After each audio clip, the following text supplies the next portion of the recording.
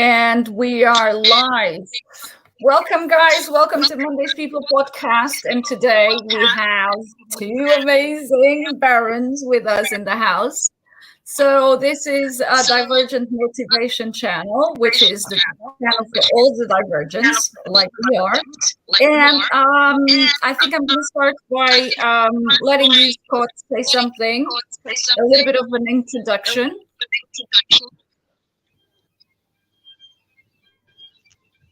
Hi guys. Right, Scott. So yeah, introduction. How I found the affidavit, my backstory. Like everybody, I've been searching probably all my life. Searching for something. And it's only through experiences that brought me to this point. Like everybody else, really, isn't it? Like it's experiences coupled with knowledge and. Really, my sort of everything's speeded up since the affidavit, Carla. Yeah. Knowledge, the roller coaster. It's absolutely unbelievable, and it's just really, understanding yourself and being more aware of yourself. But yeah, I found it 3 years ago, the affidavit, really, but didn't really start using it until probably 2 years ago. It took me a little while to get my head around it. Completely understood it, but like everything else, Carla, it was just a bloke off the internet. So I needed to go do my own due diligence and check everything out that he was saying. It took a while, but yeah,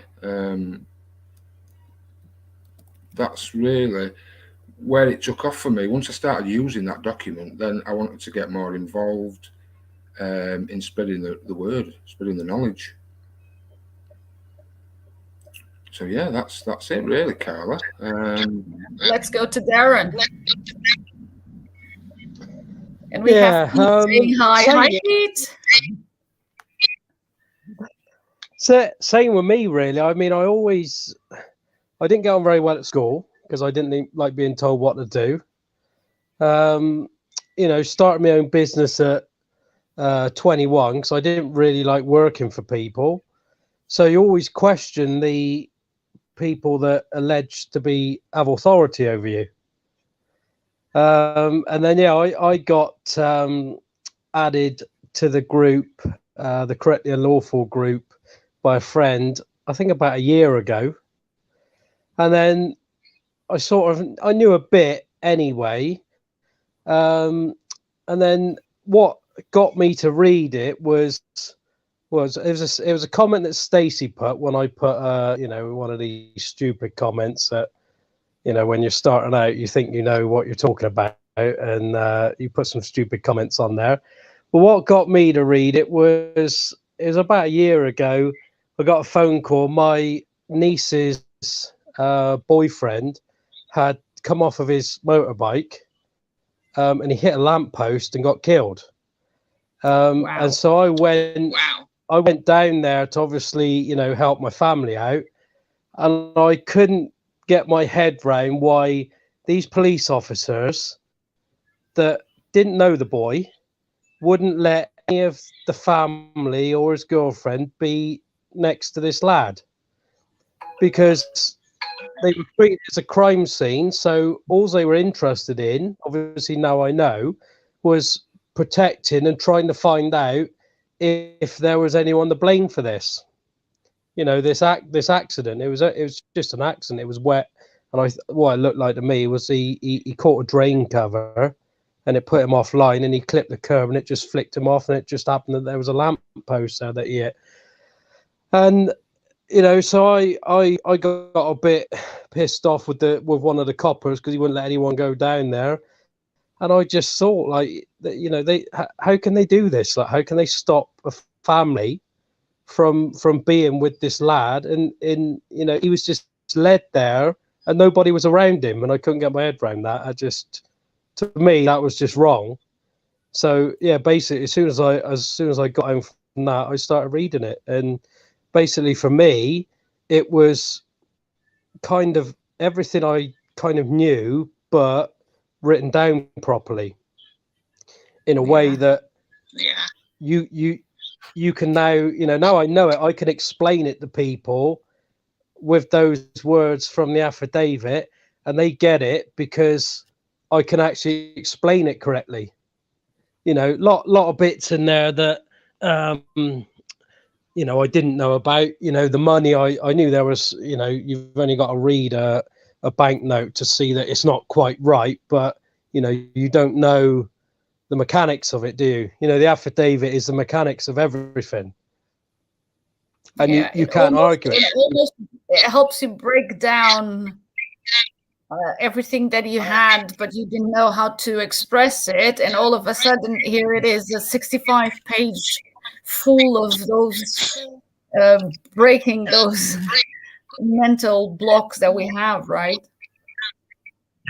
But same as Scott, some bits I had to check out, but it just kind of, all of it just made sense to me, and it was kind of like I don't know, it's like on the edge of your seat reading it. Do you know what I mean? It's like, in absolute amazement. Parts of it, Chandran Kakuthas, I read that 7 pages and I sort of got the gist of it, but there was just too much in that for me to fully sort of comprehend, until I got the audio, and then pretty much all of it made sense when I kind of heard it being read with David's input as well. So yeah, that's where it started with me, and I kind of just started using it immediately. Really, I didn't need to, but we had some. I think it was like PCN fines for a green air zone in Bath, and I thought, let's just try it out and start learning that way, because that's the only way I can learn, is to actually use this stuff and just do it. Yeah, you know what? I was thinking today we can go and I can play a little bit of the devil's advocate here. Yeah. Just to spice it up, because I have the two of you, and I think it's really important we leave this for the generations to come who wants to watch this. So I'm going to play the devil's advocate here. So both of you, Scott and Darren. Okay. If someone says that, that is only to get you rid of fines and what else? I don't know. You guys want to pay taxes or something? What would you guys would say to if someone tells you that? Well, the very first thing I would say, Carla, and it's how I open most of the workshops. If anybody has come to these groups to get out of tax or get out of a fine, you're in the wrong place. There is no getting out of tax. There is no getting out of fines. They are built into a system. It's the system to the core that's rotten. So that's why people find us, Carla. They have an immediate problem. That's why people initially find these groups, and the ones who stick with it see success, and the ones that don't just go back to going around in circles because they want instant fixes to these problems that they've got right in front of them. But the problem isn't in front of them. It's a problem as a whole. And so there's no easy fix to anything. You've got to cut through all the lies and the crap, because that's really all it is. It's the misinformation that distracts people from the facts. The facts are there. They've always been there. Yeah. And you, Darren? What I would say to that is, you get these fines through the door. It could be 30 quid. It could be, we've had people and they've had these lockdown fines of £2,500, £3,000. But the main issue there is that there's been this kind of imaginary system made that we've all been going along with, and they make this shit up from nothing.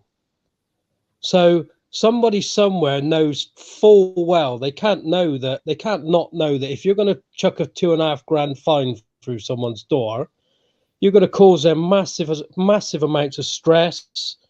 Do you know what I mean? Financial difficulty. That it's all made up.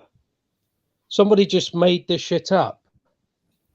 Someone sat in an office going, right. So if I go to you guys, yeah. So if I go to you guys, and if I have one of these problems, and I've seen some videos on the internet where they speak about you need to be a sovereign, or you need to how do you say you need to get rid of your straw man. So this document won't help me in that sense.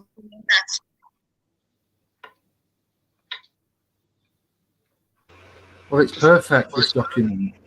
What I would say to people who will talk about sovereignty and who talk about his channel or his book or their writings, what I would say is forget following other people and start listening to yourself. You know what's right and wrong.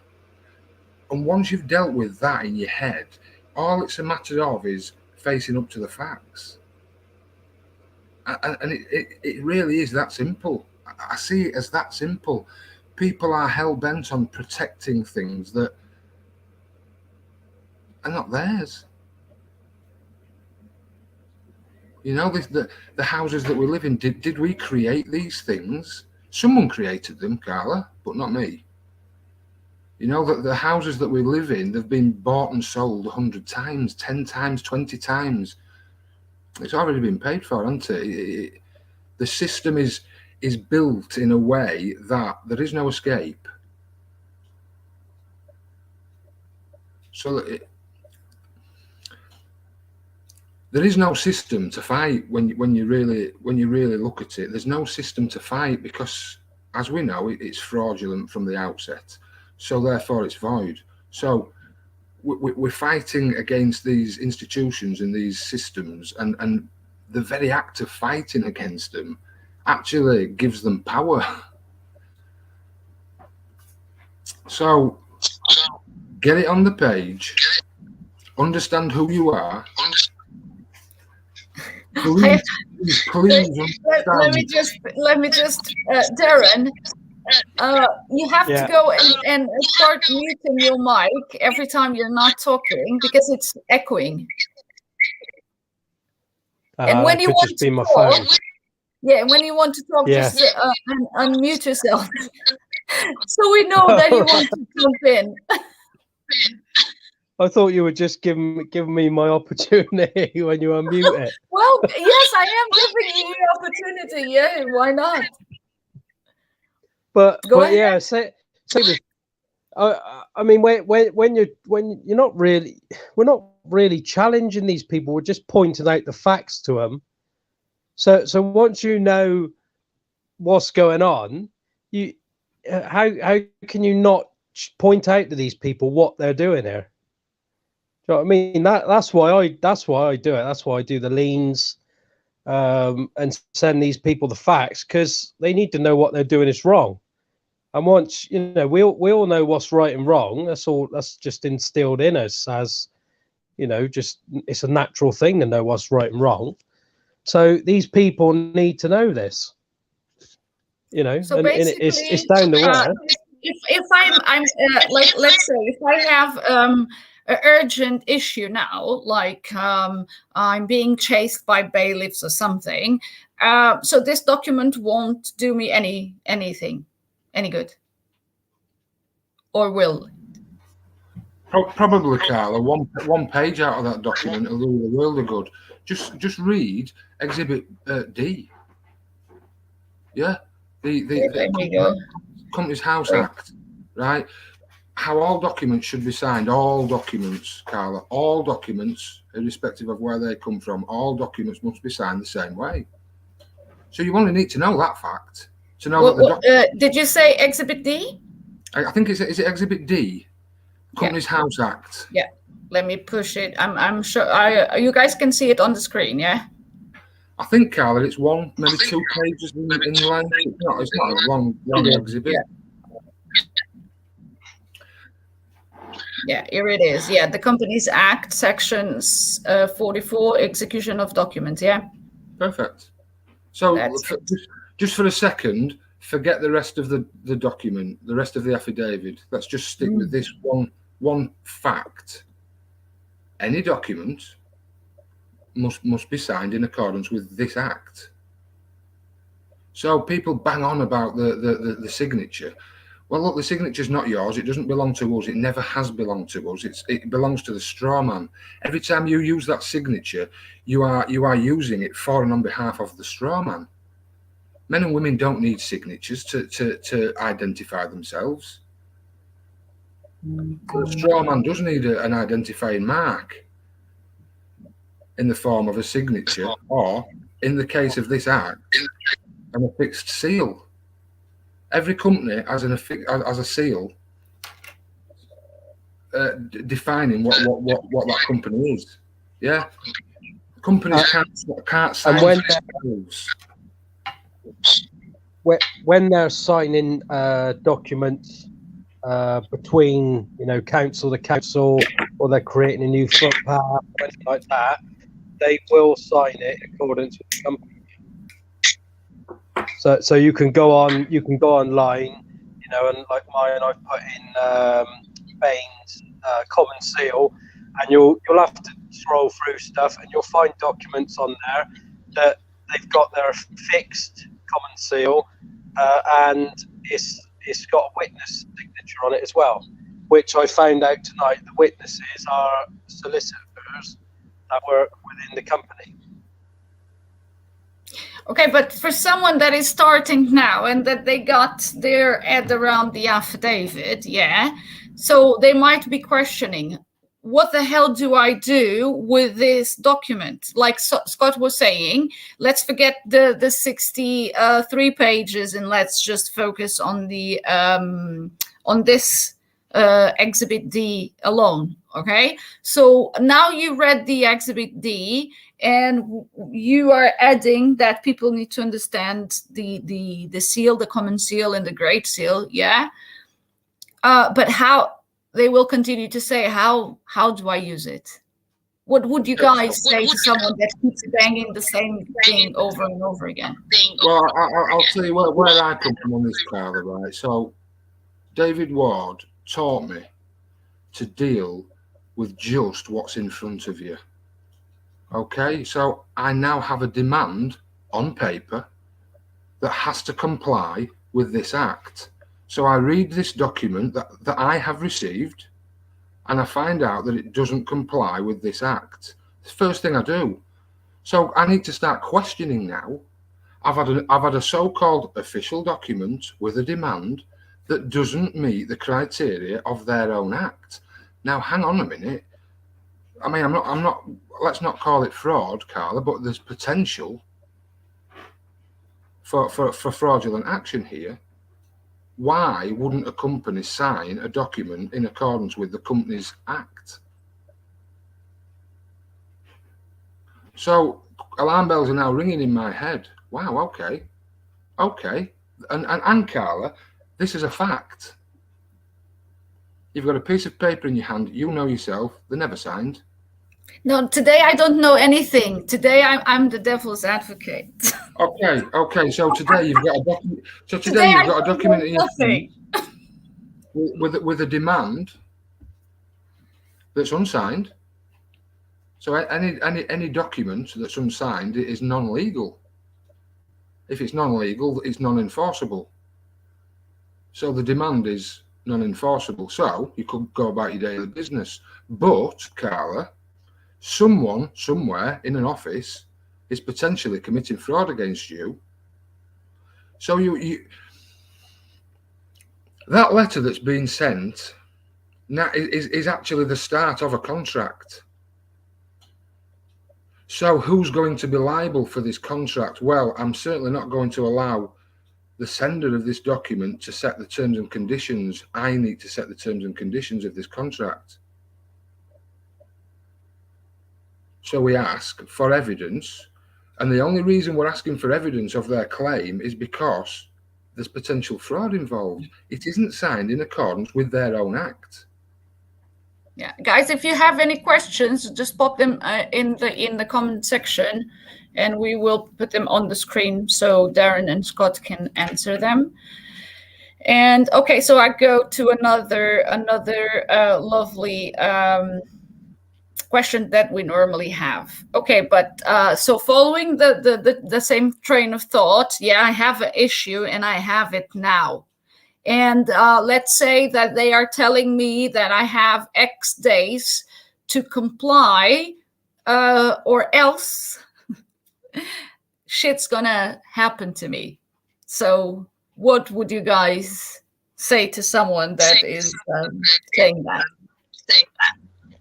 I would say the first thing is to go on, Scott. No, go on, mate.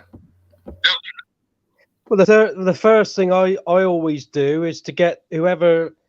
So if there's no name on the letter, then you go straight for the CEO and get the affidavit sent across to them to establish the facts, because one, they've not signed it. I would tell you, but this is not my affidavit. Well, it's got a public decree on the front of it, which means anybody can use it. Oh. Because these are everybody's facts. When all this, when you make a lie up, the truth goes hand in hand with that. So all these lies that were made up over the course of 800 years or whatever it was, these are the facts that go hand in hand with all the bullshit, basically.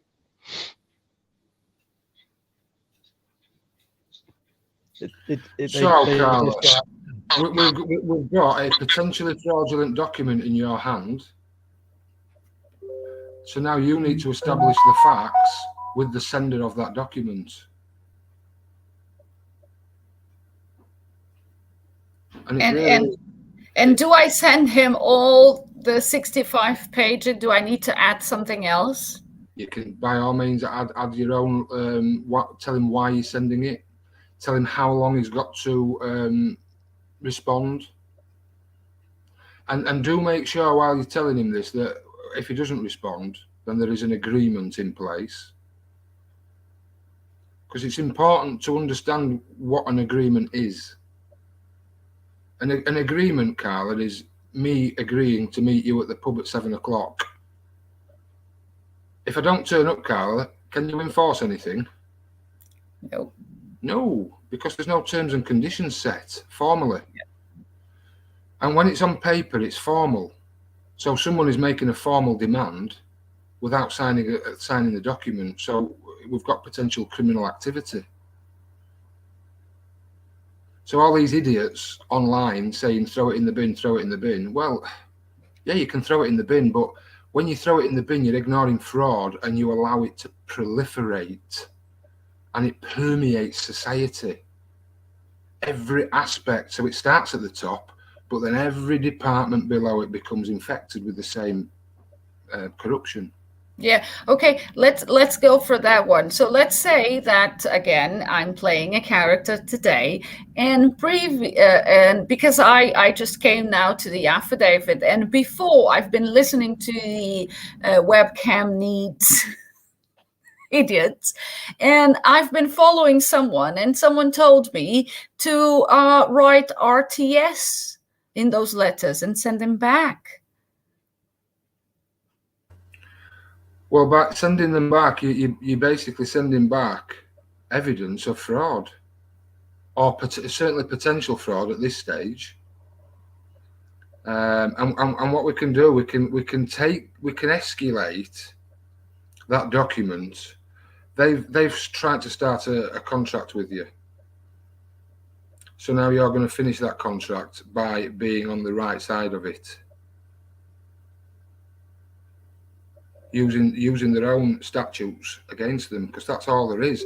So I'm complicit then. When I do an RTS, I'm being complicit with the possible fraudulent activity, isn't it? So tell me what does RTS mean? Return to sender. Or return to sender? Well, absolutely. But what people don't realise, Carla, everybody knows fraud is being perpetrated on them, but they're not sure how, and they're not sure by who, but they all know it's being perpetrated, right? So once you know a fraud is being perpetrated, by ignoring it, you are now acting as fraudulently as the fraudster. So you become complicit in the whole thing. And that's what we've been doing for years. Oh, throw it in the bin, send it back, return to sender, not at this address. Yeah. I mean, it's all ludicrous.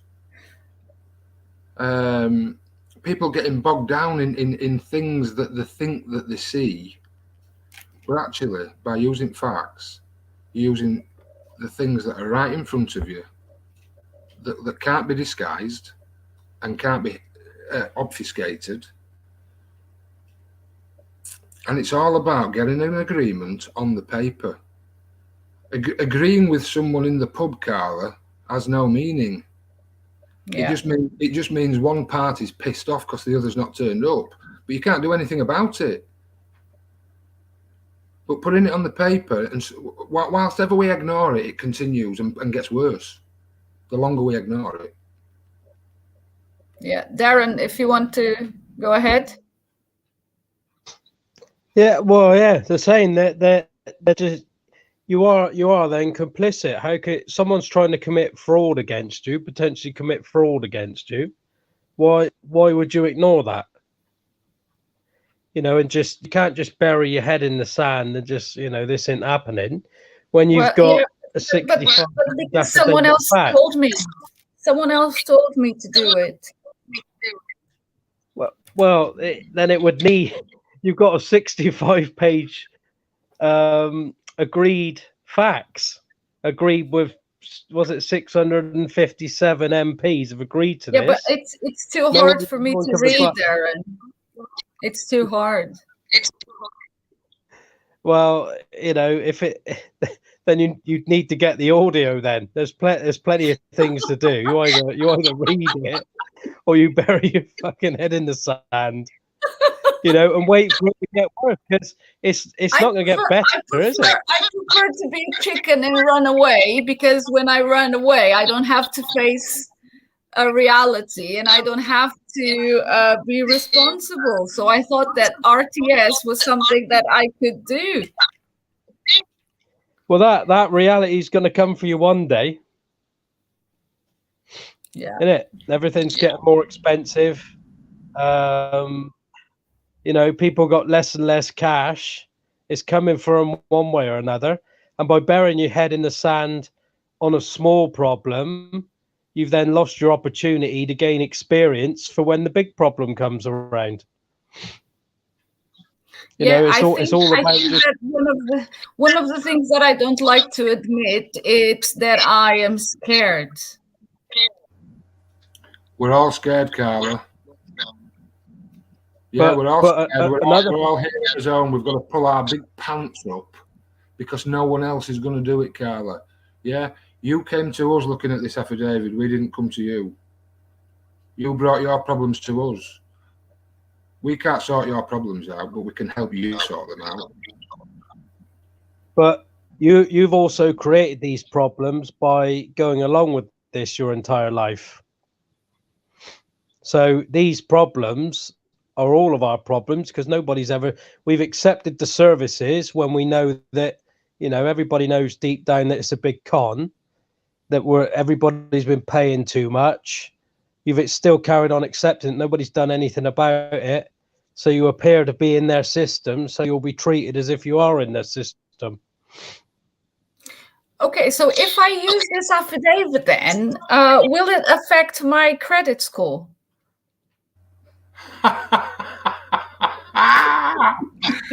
Oh dear me! I'm a very good actress, okay? Honestly, if I had £1 for every time I did that, I'd be a very rich man. I told you I would bring some good and old goodies.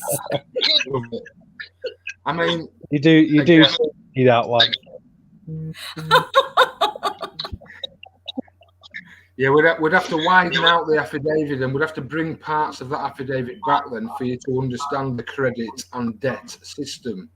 Yeah, one cannot exist without the other. So if that's the case, then they're both the same thing. Credit and debt. Debt is the same as credit. Oh, we have blue race being saying, please, anything but that, not my credit score. Well, once you've read the affidavit and you know the whole thing's a scam and you're getting fleeced, why would you want to borrow any more anyway, or not borrow anything? Why would you want to take out any more credit anyway? When you know that your signature is creating this credit, yet for some reason you've got to work like fuck to pay them back when it was yours to begin with. It was your promissory note that created all this. You know, and I've not got any CCJs or whatever they are, you know, against me. You know, and I've been doing this for a year now, and I would have thought that's enough time to accumulate one or two. You haven't, Scott, have you? I don't think. No, mate. And to be honest, Darren, You I know, don't give a fuck as if I had. Look, when the deeper I've delved into this affidavit and into myself, I've sent back my driving license. I fucking sent it back. I don't want it. Fuck you. Keep it. I'm in the process of doing the same thing with my marriage license. I don't fucking want it. Have it back. It doesn't belong to me. All these things we've been tricked into. We've been deceived, but we've also deceived ourselves by accepting them and without question. Yeah, so that's where we've deceived ourselves, because we've accepted it without question. And we thought that everything that they were presenting us was they were the ones in the knowing, yeah. And we believed that they knew what they were doing, right? Well, look, this is where the responsibility comes in, and it has to come down to individual responsibility. Yeah, and you get a much more reasoned argument when you start taking responsibility for your actions. Forget everyone else's actions. You're not responsible for theirs. You're responsible for yours. So take responsibility for your actions. And the more people that do that, the energy fucking rises. Yeah, people start making much more informed decisions. Yeah, I'm here on this page where it says, let the mind wander, and don't forget that all tax is illegal. It contravenes the Bills of Exchange Act and is an act of fraud without the consent of the governed. And the consent of the governed is not a presentable fact. So the last observation is this: we pay all this tax for the firemen and the policemen and everybody else who gets paid from the public purse. But all those paid from the public purse also pay tax to the tune of 85%. I think now it went up to 92, isn't it? Minimum, yeah, minimum. Yeah. So how insane is that? Well, that's the thing. That's the thing to get your head round, is that, let's say you're paying this tax 94%. That then goes, into the system to pay for firemen, police, all the rest of it. They then pay 94%. So in theory, that would then somehow go back into their system. So in which case, after a few years of doing that, you'd have a self-sustaining system. You'd never have to pay into it again, because their cash just went round in a big circle. But we keep on paying tax. So where does it go? You know, yeah, that's exactly where it goes. It gets siphoned off So what's So, who so, knows where? so if it goes into the black hole and not round in a system or circle, whatever, then they want us to keep paying tax. That they need us to keep paying tax. They need us to be working all the time. They need us to be stressed out with bills. And this is what we got to come to terms with. Just going back on what we were just saying is, not only have we allowed, when people know that there's people on the streets, there's people struggling, we also know that these people, consider themselves to be in power, are on obscene amounts of cash. We're allowing it. They spend it on this, that, and the other, and we just allow all of this to keep happening. So you have to take responsibility. When we see here what is wrong with the world and what can we do about it, lots and lots. Who is the one who can do anything about it? It's just us. It's you. It's me. It's Scott. Taking individual responsibility.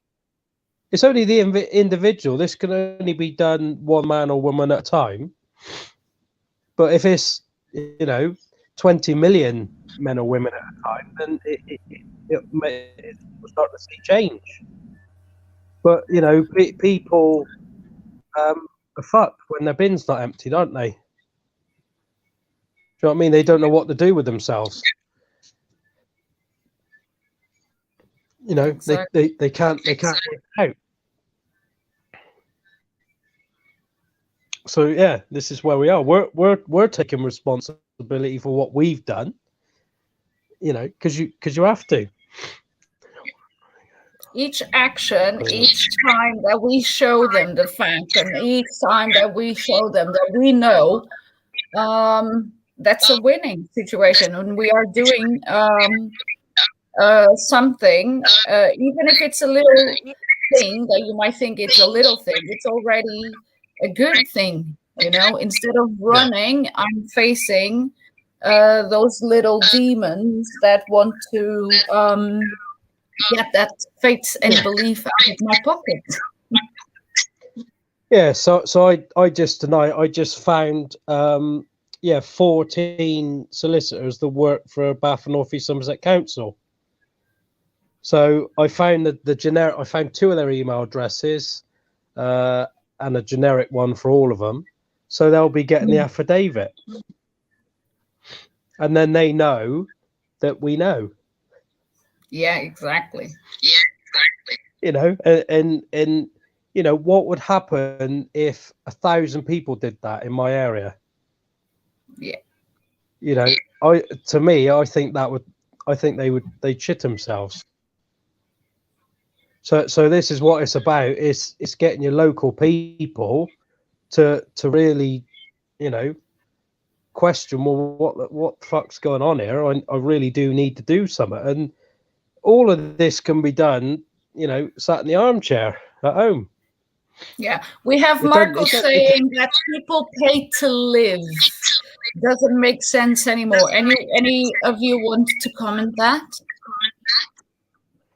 Well, we're not paying anything because there's nothing to pay with. We're making promises to pay. You have to look at the screen, Marco. Exhibit F is in the screen. So what's happening, Marco, is people are promising to pay to live. You know what I mean? And when you get that straight in my head, in your head, it's ridiculous. Well, we're going around our daily businesses. All of us are just making promises to pay, and it's a promise to pay. You can never return to pay because you've got nothing to pay with. Because what we get told is money is just based on confidence and belief. It's just monopoly money. If people started, if the government issued monopoly money and said this is what you now need to use, then people would just start using it. If all of a sudden it was toilet paper. This is what you now pay with, is toilet paper. That's what people were doing. That's the reality of how ridiculous this is. You know, and the promises to pay don't even belong to us. They belong to a fictional entity. They belong to the Bank of England. That is an idea that somebody had. It doesn't exist anywhere. So the whole thing is just, you know, it's just more bullshit. They use taxation to strip the wealth of the people. So wealth isn't about cash. It's about creating something. That's wealth. Yeah. If you live on a farm, a Lamborghini is no good to you. Yeah, you need a fucking tractor or a pig. Yeah, or you need to build an enclosure for that pig. Well, that's wealth. That then becomes wealth. It's creation. And that's what they're stealing from us. So 85%, 92%, they steal that in taxation in one form or another. Stealth taxes, taxes that are in your face, but they are taxes nonetheless. That goes straight out of the economy. It never, ever, ever returns back to the economy. And the measly amount that we're left with, that pays for you to live, and it also pays for the services. Think about that then, just for a minute. So the services which you pay for, council, yeah, the council tax, that comes out of the money in your pocket, because that's the credit. The money in your pocket is the credit. The wealth is in our pockets, because we can create wealth, and they steal it from us through taxation. Yeah, Irina is saying the fear is what they will do to you when you stop paying tax. Well, look, it's a fear-based system. And once you know that, well, it's much easier to navigate, because you fight fear with a pen. And instead of fearing these letters, you strike fear and terror into the recipient of your marks on those pages. But that's what the learning and the knowledge does. You know, we were all, you know, I was fearful, but the more you challenge them, the more you put on the paper the facts, and you know for a fact that they can never ever come back with anything, because, you know, it's a fact. You can't argue a fact. Then you lose the fear. You know. And listen, do you know what about fear? Don't be fearful of fear. Embrace it. Fear is what keeps us alive. Yeah. But fear also, it helps to fucking push you along. Yeah, to fucking push the boundaries. Well, you're fearful of that now. Yeah, but now I'm not fearful of it, and now you're fearful of something. You've got to keep pushing. Embrace the fear. But it's also fear. It's fear in stuff that hasn't happened, and it's stuff that, you know, oh God, this might happen, that might happen. Well, none of that's happened. So, you know, and most of the time, you don't even know anyone that's happened to.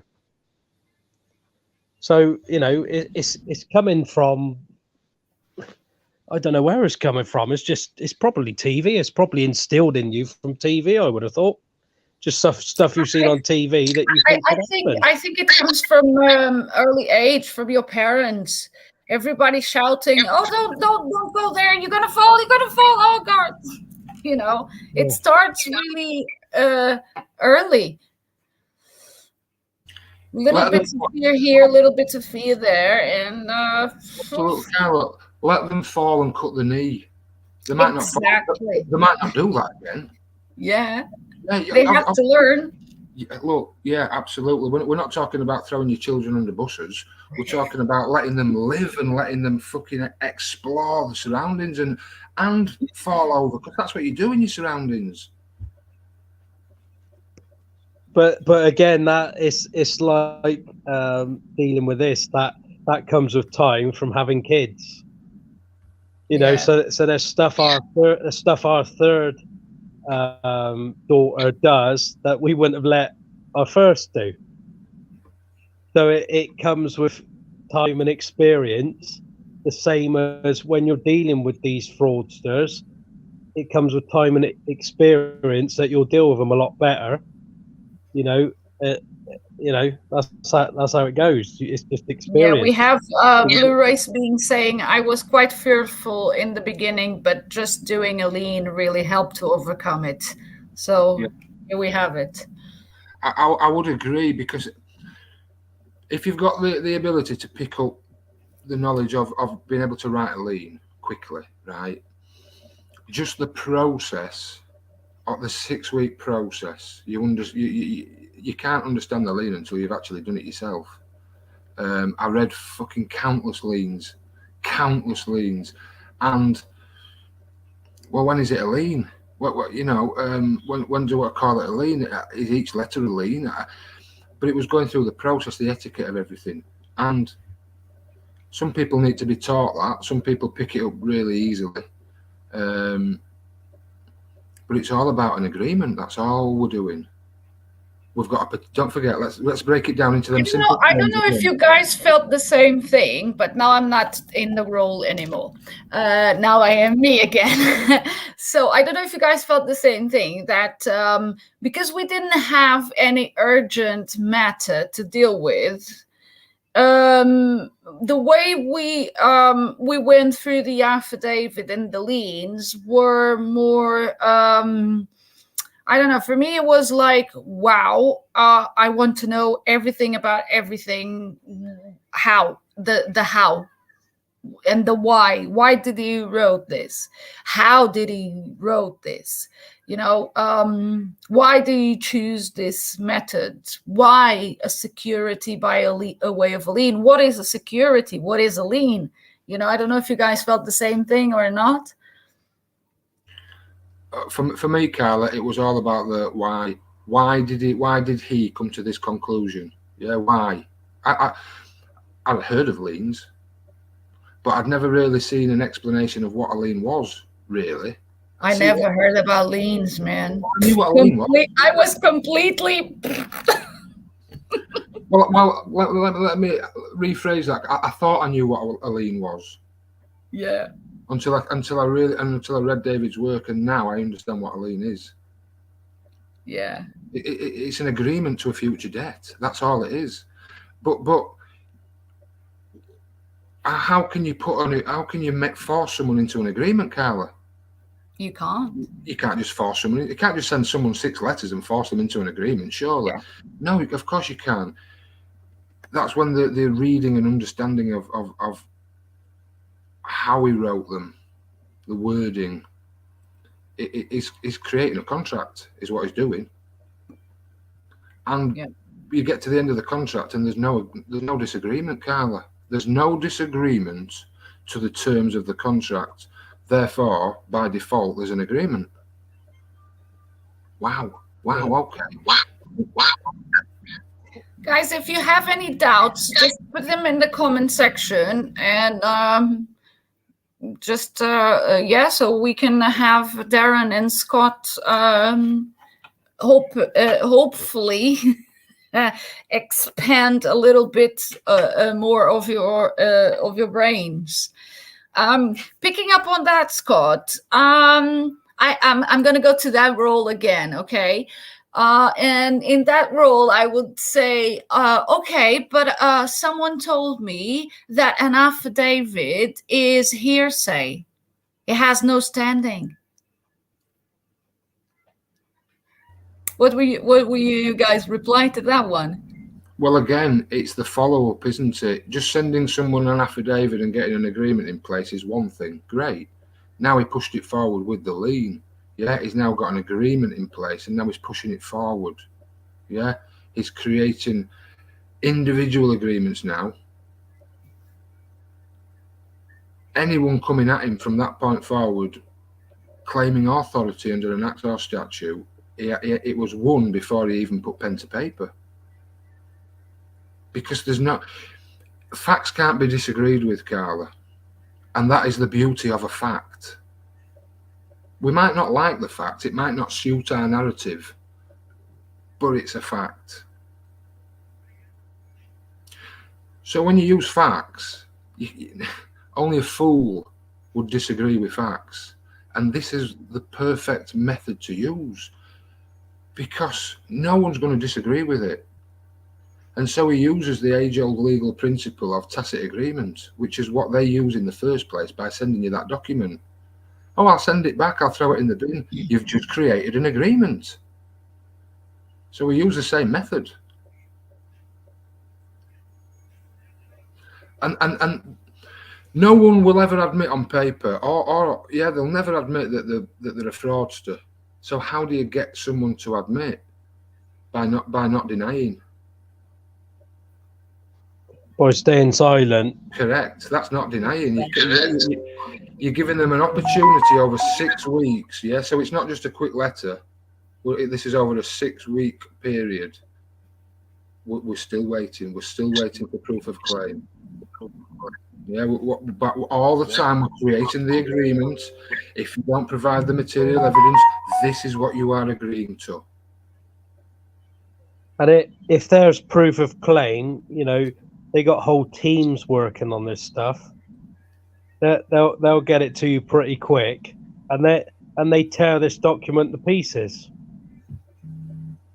Oh, I got a good one. I got another good one, which is but if you are using the email, it's not legal, is it? Well, all it has to be with the post, it has to be time and date stamped. That's what recorded delivery is. And email is the perfect medium for this because it's time and date stamped. So it's the perfect medium. As Darren said before, we could take down Westminster from our armchairs. Yeah. Yeah. And you've got... Go on, Darren. And with the email, you've got this recorded delivery. You've got a record of it being sent to them. And I mean, a lot of the time, they'll get somebody else to reply to you. So then you've got even more evidence that they received it for someone to be replying to you. Okay, we have Irina in the chat, and she's saying, how can you word that you've created an agreement after the affidavit was not rebutted? Well, I mean, from a lien point of view, if you look at the documents, in pretty much every document, we state in there, silence creates agreement by acquiescence. It is in there each week. So we're letting them know. We're letting I think what people get scared of the most is because they ignore the affidavit completely or seek legal advice. That's the usual response that people get, and that freaks people out. Oh, they're not acknowledging it, so it mustn't be true. You're doubting yourself. Fear. That's all that is. So in the documents, in every document, end it with silence creates agreement. Signed off. All right, done. When you're writing documents, it's about saying what you mean and meaning what you say. So we're not adding fluffy unicorns in there just for the sake of it. Yeah. After the 7 days is up, I'll send them another email saying, thank you for agreeing to the facts. But yeah, all my emails will end with. Let's not forget that if they tell you that you need to seek legal advice, it means that they are showing incompetence to be doing the job that they are doing, isn't it? Well, again, it just proves there's not really read the documents because we've signed them off as the Attorney General. Yeah, so we don't need legal advice. We are an attorney. We are the Attorney General of our house. Exactly. Again, it's all in the documents. It's all in the words that we write, and it's the same when you speak. mean what you say what you mean, because every time you speak, you're creating a contract with someone. Okay, Irina is saying also read that there are consequences to doing a lien incorrectly, such as jail time. Well, Irene, you've come to the right place, because there are nearly 3,000 liens, all of them with 100% record. Nobody in jail. And all of them different. You know, all of them are different. I know that my very first ones will have mistakes in them. Do you know what I mean? I'm sat in my armchair at home. I'm not in jail. You know, I got 32 liens so far. Yeah, with 100% record, like Scott says. We're very, very clear, Irene, in what we're trying to achieve. Throughout the documentation in the liens, we're telling them what we're charging them. We're charging them with confidence, faith, and belief. We're very clear on this.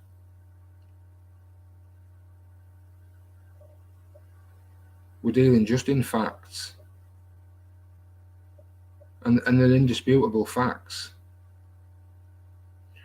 So when you don't get a response, or you get a response that you weren't expecting, this is where you've got to stand in your truth and stand on those facts, because facts are immovable, and they will skirt around the issue and try and knock you off them facts. But that's where the individual responsibility comes in, really. We're all responsible, and we all have to stand up at some point. I find it that most of the times when people, especially if there is a lot of doubt and a lot of fear, people don't get their head around the fact, and they don't understand that a fact is a fact and it is not an opinion. But if you think that what you are reading in those 65 pages are just opinions or beliefs of Baron David Ward, well, that's where you need to go, and we say go and read it again, because you didn't comprehend what you were reading. Because those facts is your facts. It's everybody's facts. They don't change. And prove it wrong. If anyone thinks it's an opinion, go and prove it wrong.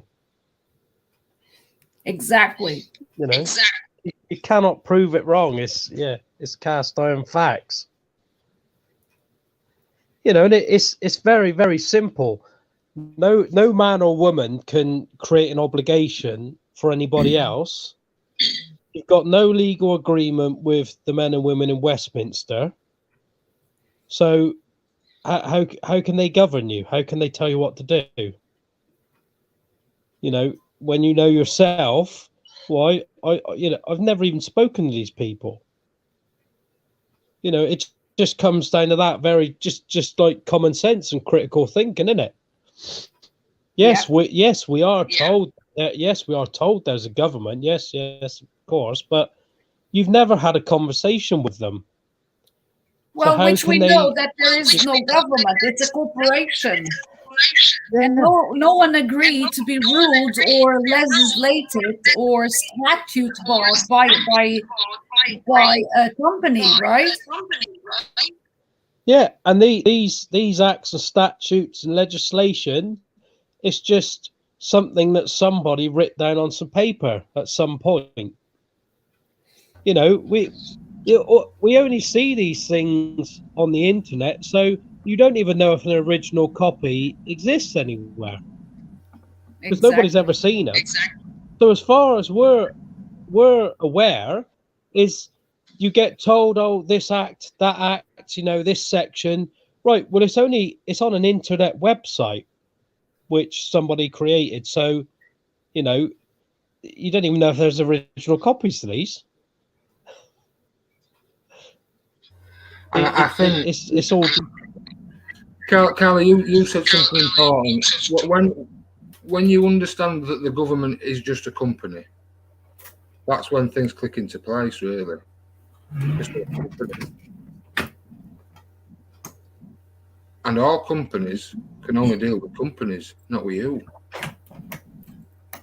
So that's the separation. That's where you need to separate you from the name.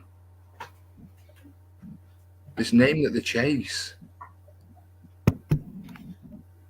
When the phone rings, hello, it's so-and-so. Why would you fucking do that?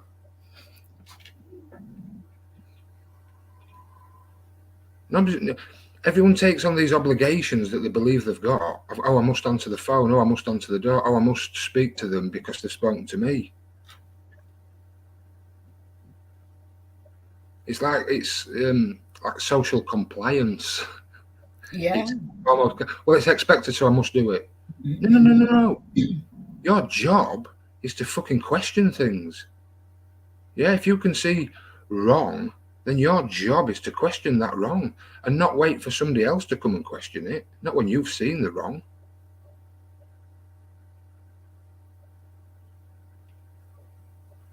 You know, the problems start small, and when we don't question the small problems, they turn into major fucking issues.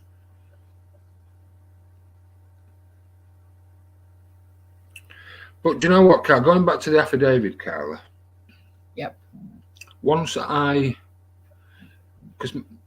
most of the affidavit I'd already read somewhere else. Yeah, so I understood banking. I'd already read the 12 presumptions in canon law. I knew governments were companies. I understood all that. But I couldn't quite get the fucking link until I really digested Exhibit B, because Exhibit B is the, without Exhibit B, the affidavit doesn't really stand up. You know, David Ward, Mr. David Ward, the legal fiction, won the case. Right, okay, that fucking changes everything. That changes everything. Because up until that point, people had been trying to detach themselves from this straw man. Yeah. That's what people were trying to do, and David didn't do that. He proved that the straw man was king of the hill. That's why the straw man can create loans create its own promissory notes. The bank can't create it needs you to do it. But it's not you, it's the straw man that's doing it. The straw man has the ability to create wealth. King of the hill. Straw man is king of the... It changed everything in my head. Whoa, this is like a 180 fucking degree turn. We've been trying to hide away from this straw man. But actually, we can now use it to our advantage. It's king of the hill. It was created the same way as government was created. Therefore, it has a peer-to-peer relationship and is an equal. That changes everything. So when government is speaking to said legal fiction, it's company to company. Right, okay, well, company to company needs to be signed or with a fucking affixed seal. We're now company to company. Yeah. Companies Act. So it all started to tie together, but it didn't work for me without case law, Exhibit B.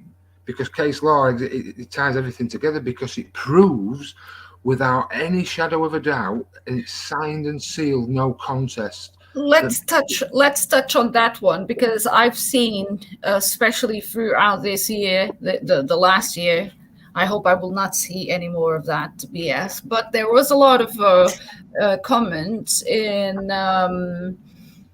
on Facebook saying that Baron David Ward didn't win anything because that's just that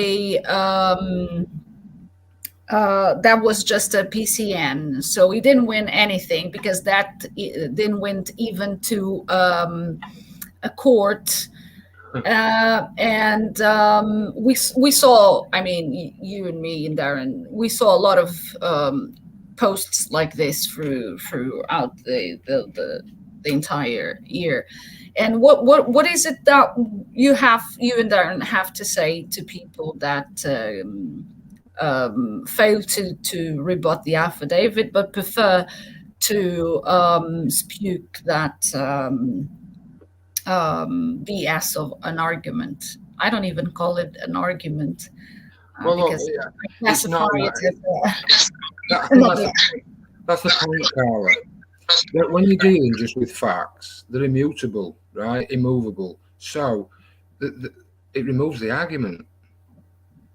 There now is no argument. You're arguing just with facts now, not with me, not with my opinion. You're now arguing with facts. So look, I've got no ill will or anything bad to say about anybody using any other method. But all I will say is this: it will never fucking work. You're taking drafts to a chess match. End of story. I've got nothing bad to say about anybody.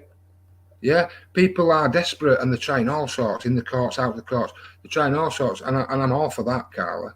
But you won't fucking win. What David Ward did, right? The people fucking fail to see this. People want to see a judgment in court. Right, well, the fucking court is part of the judiciary, which is the third branch of government. David got an agreement with the fucking executive branch.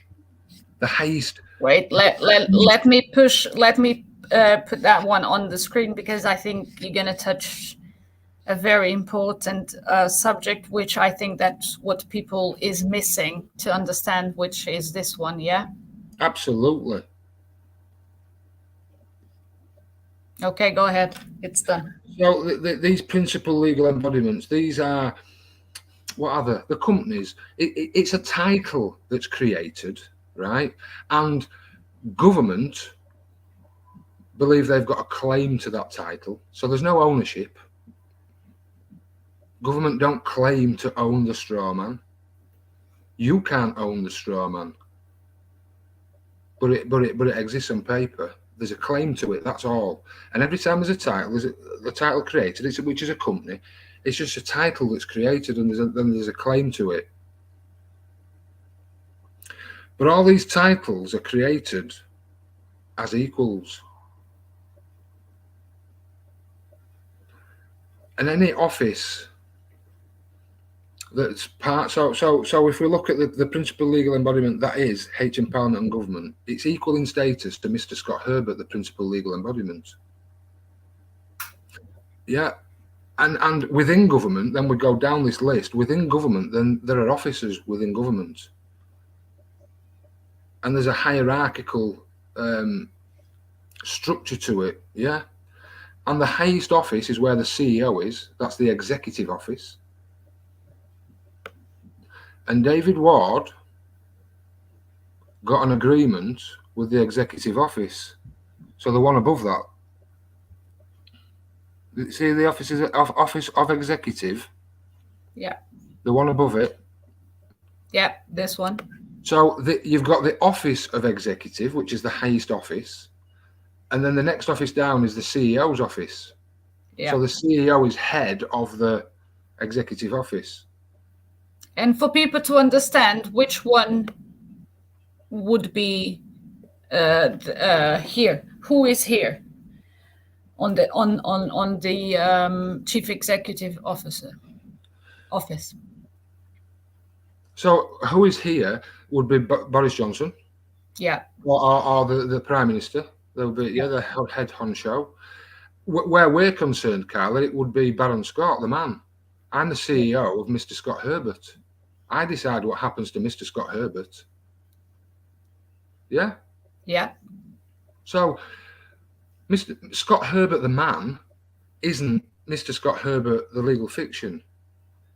But the legal fiction can't steer itself and needs a CEO. So if I don't know I'm the CEO of that company, someone else will steer that ship, i.e. the fucking government, the executive office of the government, or the judiciary mostly. So I need to steer my own vessel and become the CEO of the House of Herbert. Because this is only on paper. So if we move down that list, so the Office of Judiciary, this office, this is the office that dishes out fines and arrest warrants. So they're way down the fucking list. Yeah. They've got no authority. above the legal and this graph is so well done because I think it simplifies so much, and I think people dismiss this like they read but they don't read. Yeah, because if you see here, the office of the judiciary is equals to company policy enforcement. So here it's already a clear way for people to deconstruct what is coming out of this one. We know, Carla, that government is a company. Yep. Okay, so it's set up like a company. They're exactly the same. So every company has an executive office with a CEO and board members. Then you have the legislative office, which are the people that make company policy. And then you need the enforcement part of that, which is the judiciary. They enforce company policy with the help of the police. But strangely, the police are part of the executive office, yeah. which is above the judiciary. So immediately there's a conflict of interest. While all the while, these lower officers are trying to create obligations against other legal embodiments which are of higher status than these officers.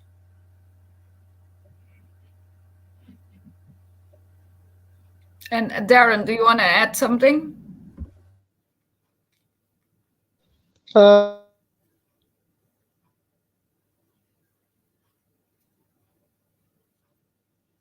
You have to unmute yourself, Darren. Sorry, I thought I did. Yeah, it's the same. I've just found the senior management structure of Baines Council, and it's laid out exactly like that. It's kind of like a family tree, and it shows the structure and how they, who's the boss and who's the next one down, and that's how it's all done, because that is how a company is run. You got the main boss, and then he delegates, and they delegate, and they delegate. That is how you run a business. So you can find all this stuff out. But the reason they get away with this is because people don't know what you've got on the screen there. That, the straw man is king of the hill. Because they're nothing without us. That we got our straw man, and then we stand surety for that. So they come after the straw man, but we as the living men and women go out and stand as surety and give our energy to this to keep these companies going. They are also, they are taxing the straw man also. Yeah, so the living man actually does the labour, and then the straw man is taxed, and most people hand it over through without even realising what they're doing. There's no obligation created. Even reading legislation, if you read the income tax law legislation in England, I don't know about elsewhere, but there is no mention of any obligations. It's purely voluntary. Yeah.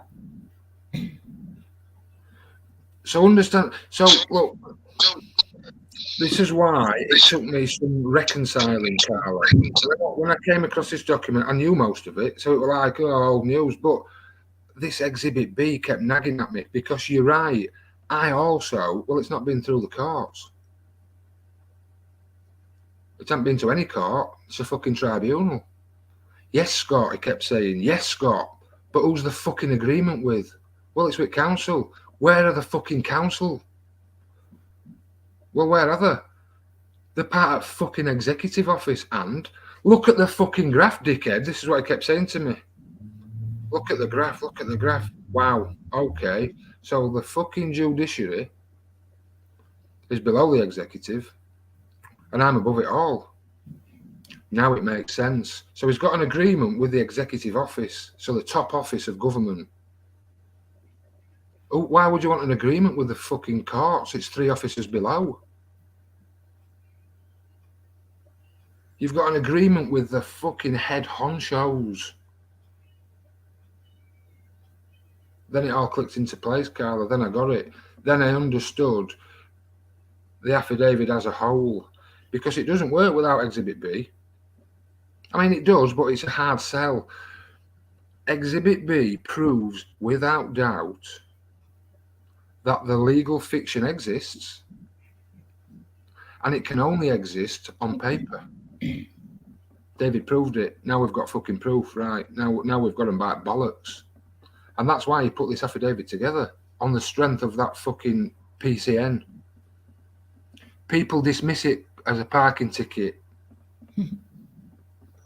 But everything's under act or statute. It doesn't make any difference which one you're dealing with. They're all the same. It all comes down to they want some cash from you. You know, it doesn't matter which act or statute you're dealing with. And David Ward had no obligation under that act. And never can, Darren. That's a beauty. Mr. David Ward could never have an obligation under any actual statute, because there's no contract between the government company and Mr. David Ward company.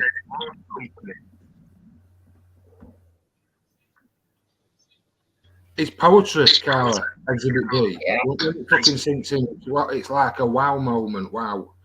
Right. Now, once I understood it, I knew then that I was never ever going to get a rebuttal or a response. And in fact, that's the exact response I wanted.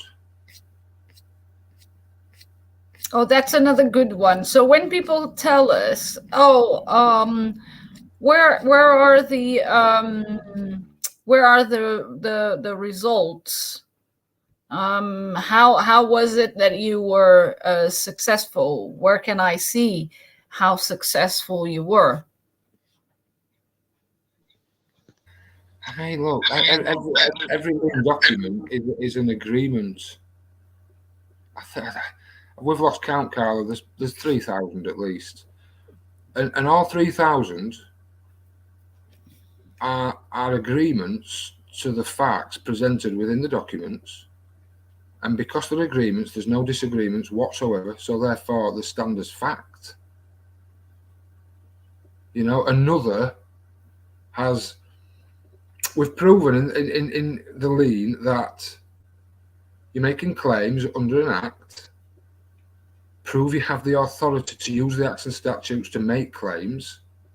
If you don't, then this is what you're agreeing to. You're agreeing to stand as a surety to a future debt because money doesn't exist. And you can only stand as a debt. So again, we're proving there's no money.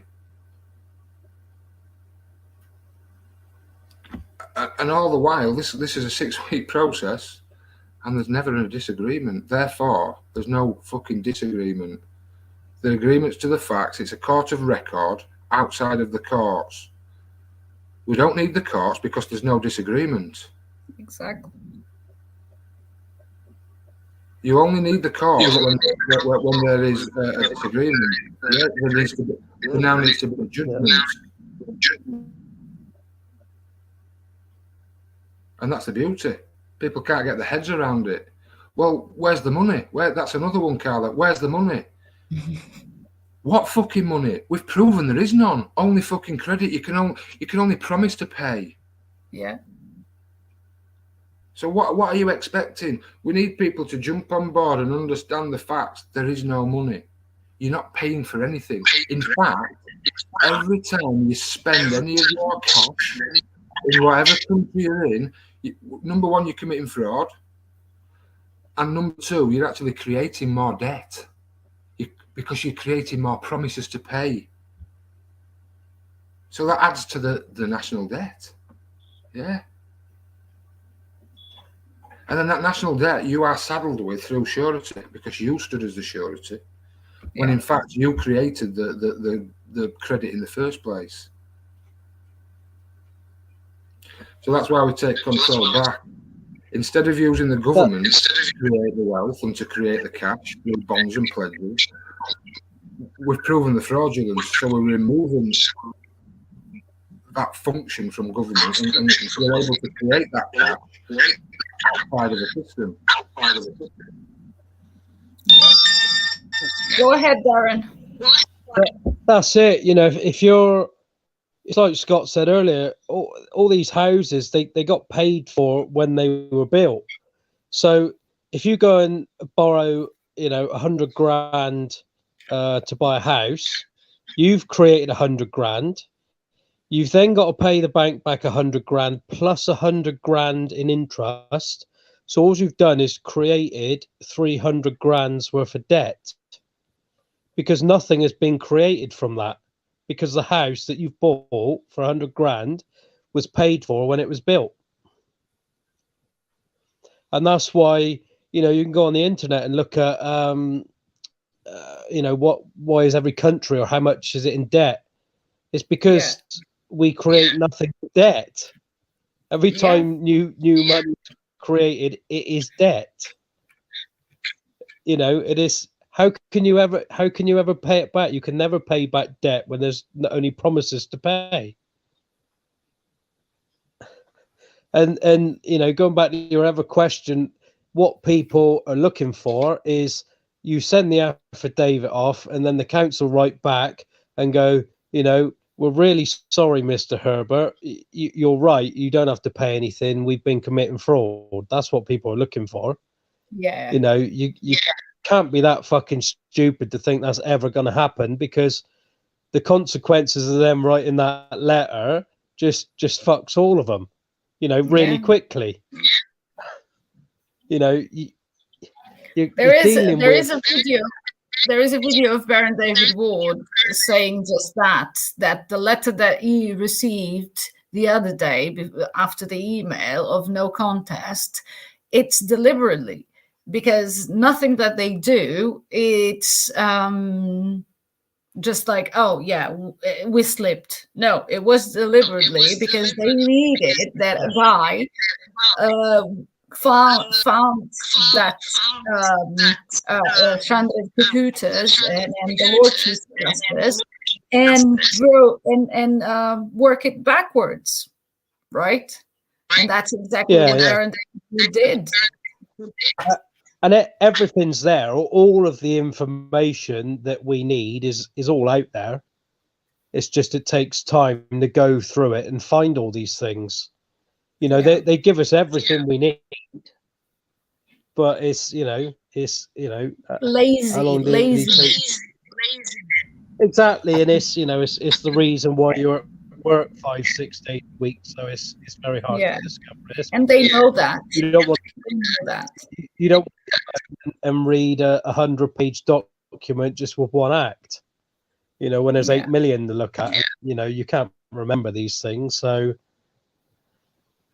yeah, but it's all there. It's all deliberately there. Yeah, and I find that most of the times when people tell me, but it's 65 page, can you please do me like a little bit of resume that for me in a couple of words and everything, and I say, no, you just go and watch TV, you better. There is no way of resuming anything in this document, because you need to read it for yourself and you need to feel empowered by it. And if you don't do that, no one can give that to you, right? You can't inject empowerment into someone. It's just impossible. It's difficult enough to empower yourself. To find your own path. You can help others and guide, but ultimately, like the old saying goes, you can lead an horse to water, but you can't make it drink. Exactly. So, isn't it? Do you know what I mean? I don't even bother anymore, Carla. I put my energy and my time into people that seek us, because they want to be. They want to be here. I don't want people here that don't fucking want to be here.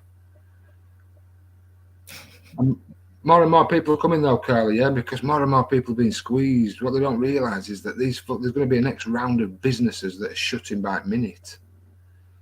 The high street will be closed in the next year. No one can afford gas and electric. Rents have gone up. So people are going to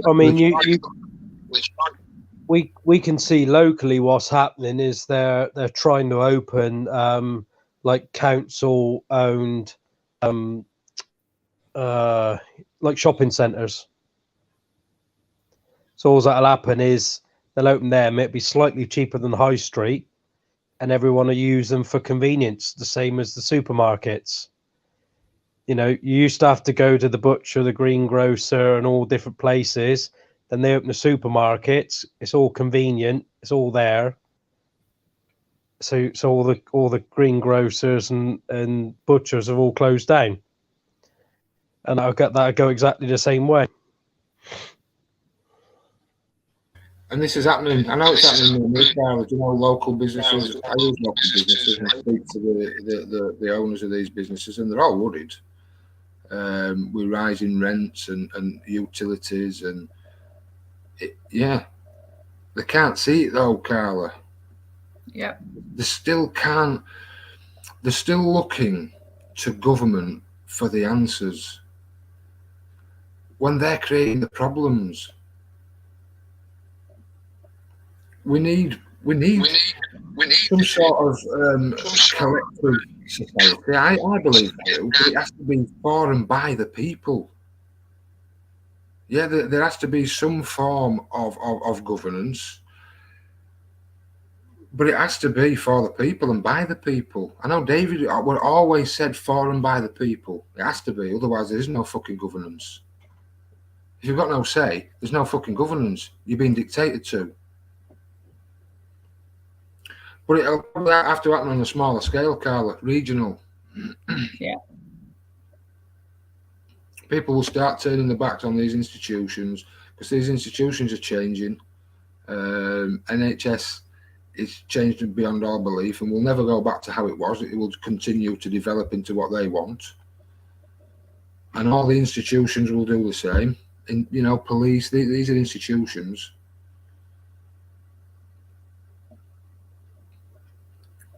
But we still have the power, Carla. This is the point, really, of these podcasts. Just to tell people that, yes, they say this is coming, they say this is going to happen, but ultimately, you have got a fucking choice.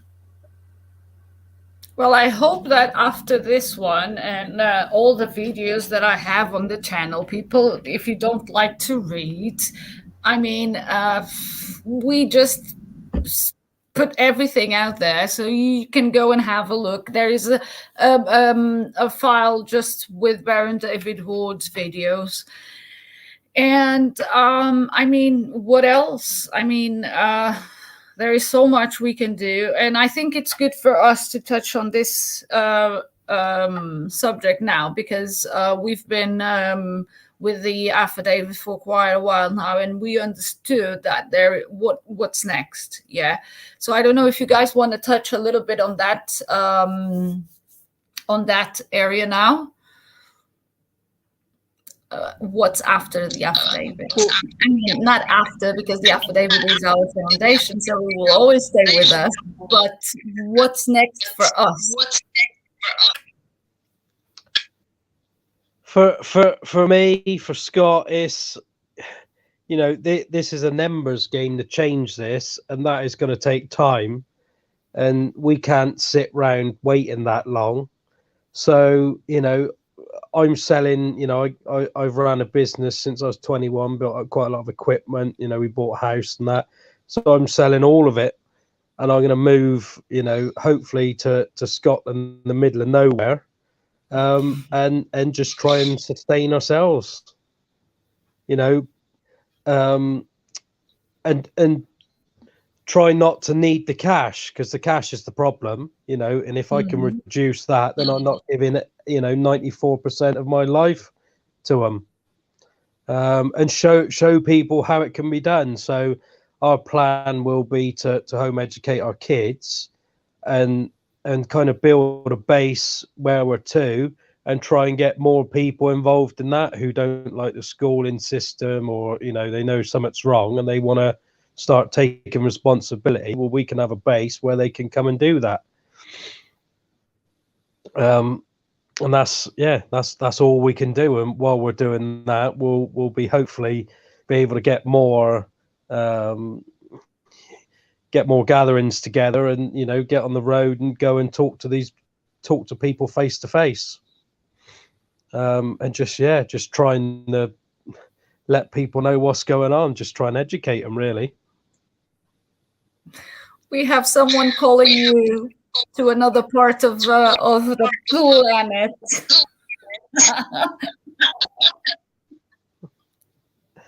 What was that? Was that previous message on there? No, it's Darren moved to Portugal. I can barely speak English, so I struggle with a second language. And how about you, Scott? I mean, for me, yeah, we've sold the house, so we're moving out in about 12 weeks. We've got some friends of ours have got some land. We're going to move on the land with them. But longer term, we want a base here that's off the grid, and to share knowledge in how to live outside of their fucking systems, really. How to harvest energy, how to harvest water, and take it on road, Carla, and not just here. Get set up, maybe 2-3 years to get set up, and then really take it on the road and go and speak to people face to face. Yeah, this is not about internet stardom. It's why we don't charge for anything. Once you go down that road, you lose our fucking integrity, right? This is not about fucking making any money. It's about freeing people from the fucking slavery of money. There is no need for cash. There is an abundance of fucking everything for all. There's an abundance. So, it's really sharing the knowledge and turning me back on system. I can't beat it. I can't beat it on my own. Right, we know who this soul on a solo journey is. We found the legal embodiment.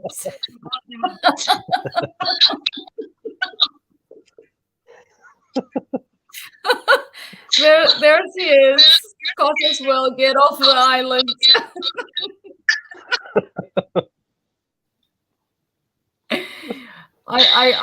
If you guys don't go to that land called Portugal, I think they will come and kidnap you both. Well, I've promised to come to Cape Verde. So I think we'll Portugal on the way. Yeah, that one is for me. So yeah. One thing is for sure, Darren David Ward, he wanted to, after all the things that he planned, he wanted to go and live in Portugal. So that's why these Portuguese people are so, come meet me. So you guys need to go there first, and then from there you catch the plane to Cape Verde. I do not guarantee you're going to leave Cape Verde, but okay. Yeah, I think, look, I love to garden, and I love to create things. Yeah. But all that's stolen from you when you've got to steel yourself to go to work every day. It takes you away from your creation. You've got trapped on that hamster wheel, searching for and your imagination. Yeah, you can't imagine, you can't dream, because you ain't got time to do that. What's the point in dreaming when you've got a mortgage to pay and you can't make those dreams come true because you've got to work 50, 60 hours a week just to scrape by for people, isn't it? It's all gone. So it's just imagining and dreaming, then turning that into creations. Absolutely, mate. I think once you understand who you are in the game, you realise that there really isn't much of a fight. The fight's within you. So we're playing about in an illusion. It's someone else's creation. We know all this. So what choices do I have? Well, I can carry on and play in the illusion. But what am I not now part of the fucking fraud? So there are different ways to live. My kids keep saying I'm going to live like a gypsy. I keep saying, listen. Well, apparently they were the ones who always lived, correctly. And we are coming to that conclusion now. You've got the look, Scott, already. Yes, you do, Scott. Thanks, guys. Yes. Oh, we got Florbella. Oh, first time she's saying I might leave to Cape Verde. You see, woman, I told you. There is no way of, no way. I mean, what else? What else? Africa is Africa. I mean, what else do you want? It's summer all year round, okay? We have some issues. Okay, let's tackle that one. So we will probably have some issues with the water, but we have a good community now with barons that are all sorts of, they all know things, right? So we can help each other. So we have Darren. Yeah, Darren, you are very good on what subject? Tell us. Trees, because I've worked in forestry since I was 14. I can mill timber, so I create all my own lumber for building, and I can also build. So, loads of stuff, anything with timber, I can pretty much build. I can operate machines. I've done foundations for my brother. And I understand, once I'm interested in something, so I got a few ideas for like self-sustaining energy. Once I get my head around all that, I know I can make it work. But basically, anything I put my head to that I'm interested in, I can do basically. And mechanics, I can do. I do all my tractor mechanics, all my cars, my trucks. I do, all anything, all the hydraulics. A few skills, yeah. So we can use you and abuse you. Yeah. We'll get some promise, sort of. I feed you well. I already said the Meg about it, and she was, oh my God, yes, we definitely got to go. I mean, what else do you want? I think the hardest part will be leaving. Yeah. Carla, I've already left. He's already left. Honestly, I've already left. I don't want to do anything here. I just want to go now. But I've got to wait.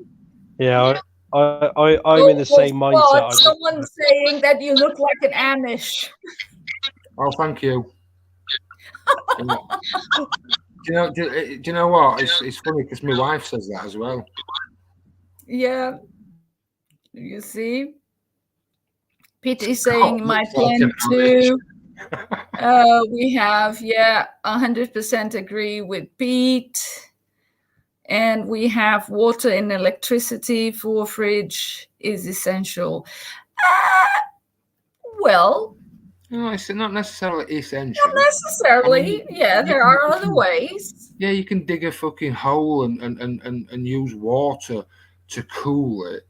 It's not a fridge. It's not. I mean, it's not as convenient as a fridge. But look, it's much easier with electricity. Yeah, But you can. I think that's what we are needing. We put ourselves in here because we accepted all the wants, and they offered all the wants. Yeah, there is a thing that you normally say that it. How is it that you say, Scott? If it's free, you are the. How do you say it? If it's free, you are the product. Exactly. So basically, we've been the product. Yeah. With so many things, with all these free apps and all this free whatever. Yeah.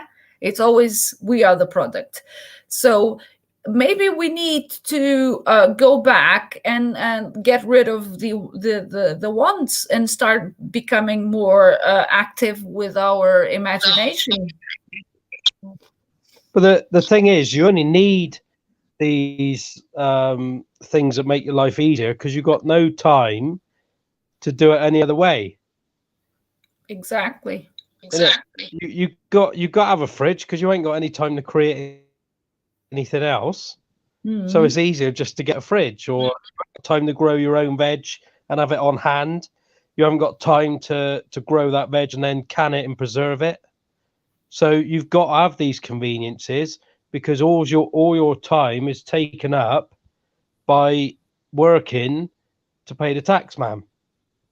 Yeah. So you got no choice but to take these conveniences. Otherwise, you can't pay the tax man. Yeah. Blue Race Being is saying underground cool storage. Yeah. Well, this is it's not new. This is what people have always done. Yeah, you know, to keep meat cooler for a few days, meat just goes off if you leave it. So they had to cool it, and you dig it underground. It don't last forever. That's not like a fridge. But look, a fridge doesn't take that much power. And if you're living in a smaller community, you only need one fridge or one freezer for the community. Yeah. We are talking about Cape Verde, which is a sea full of fresh fish for you to go fishing. And we are talking about lots of mango trees and and bananas. I mean, really. And you said when I start thinking about it, I'm like, you know what? Fuck it. You know. You said it's red hot, so we've got sun. And you said you had a problem with water. Is that rain? No, in one of the islands. Well, it rains like 3-4 times a year. Yes. Hmm. So that can be but one of the islands, it's a green, so it's more green. Mm-hmm. It's not that dry like the other one. But again, I mean, there is nothing we cannot do. Just go and speak with the locals and understand how they lived before, and try to figure it out. Well, I know it's a bit gross, but my local, this is a funny story actually, because my local farmer where I get my manure from, so every year I get 10 tons of manure. Yeah. It cost me 40 quid. But this is the irony. So he doesn't use the manure on his own farm. He buys in pelleted manure. But the pelleted manure that he buys in is human excrement. And that's what he puts on his fields. Yeah. So it's excrement. It's energy. And it can feed. So again, flushing toilets. You don't need a flushing toilet. Yeah, the best way to evacuate yourself is with your knees up around your neck. Yeah. A hole in the floor. The rest of the world use a hole in the floor. But yet the West seem fucking hell bent on having flushing toilets. It's a fallacy. It's a myth. They're not the correct ways for the body to live. This is why we live in diseases. With It's why we get colds and things. You know, it's the change of. Marco is saying, why returning to the Stone Age when we have good tech? The system No. We are not. Listen, I am not going to live like Stig of the fucking dump, right? That ain't happening, right? We have got so much.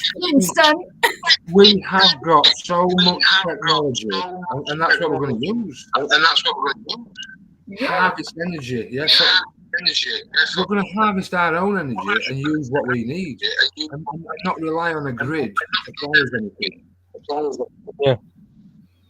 There are millions of different ways, but because we rely on government, we stop creating things ourselves. Yeah, so all that knowledge is lost. It's a waste of time. Oh, well, this is easier. It's more convenient, but it's not easier. And I mean, I've been watching those sustainable house grids, and they look amazing, and they have everything in it, and it's like a circuit to everything, and the house it works for itself. So you can always build something in that sense as well that works for everything, where you have the water that you utilize, and that water then is reutilized for like an indoor garden, you know, not garden, but like with vegetables and everything. So there is a lot of things that we can do with the technology that and we can like mix the two together as well. So not going back to the Stone Age. It's using common sense. We're gonna have to take a step backwards to go forwards, because the older technologies have been wiped out for a reason, because they can't be monetized. Yeah, they've given us a fucking synthetic version of something that was free. So it's not about going back to Stone Age. It's just about fucking living differently. Yeah, and learn other stuff, and put yourself out there, and challenge yourself. You know, I think it's more to that than. That's it. Well, I see us living, you know, similarly, but the stuff, you know, food. I don't want to be buying food from a supermarket. You know, I'm gonna have time now to grow that. The water. Well, the water in this country is a piece of piss. You just catch your rainwater off your roof. You just need a big enough tank.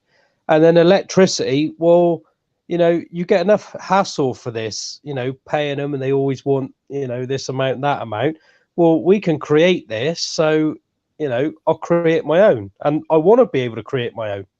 And I want to show my kids that they can create their own. And you don't need to be dependent on these fuckers that, you know, banging on, oh, it could be power cuts, this, that, and the other. Well, don't worry, you can have a power cut because I got my own energy. You know, all of our hot water and radiators are already heated through wood. You know, it's quite a simple system we put in. And I just cut the wood, load the fire, and our house is warm all winter. And we got hot water all winter just with my energy and some wood. So we'll just be taking that to the next level, which I do it where we're two, but of course, you know, you don't have enough room to do this stuff, you know, and the access is poor, and, you know, the garden's not big enough. So until we got that, you know, a bit more room, then, you know, we'll be doing all this stuff ourselves. Yeah, exactly. So yeah, we're not looking for a cave and some sort of club. There's no way out of the cave. Walking over club rabbits over the head. We are already in the cave, peeps. Yeah, we want to come out of that cave and see what it's like on the outside. Yeah.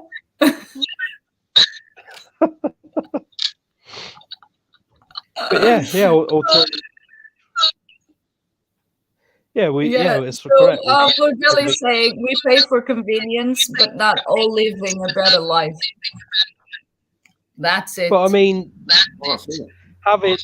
you know, before we had wood, it was a gas boiler, and you just pressed a button. So that was very, very convenient. But now, you know, I got to spend my time cutting the wood, stacking it in the log store, and every day you got to go out and bring 2 buckets of wood in. Well, that's not convenient, but it's only my energy to do it, and it means that I'm sustaining ourselves. And if it came down to it, we can cook off our wood burner.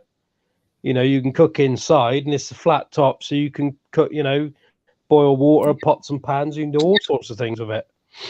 But it's me.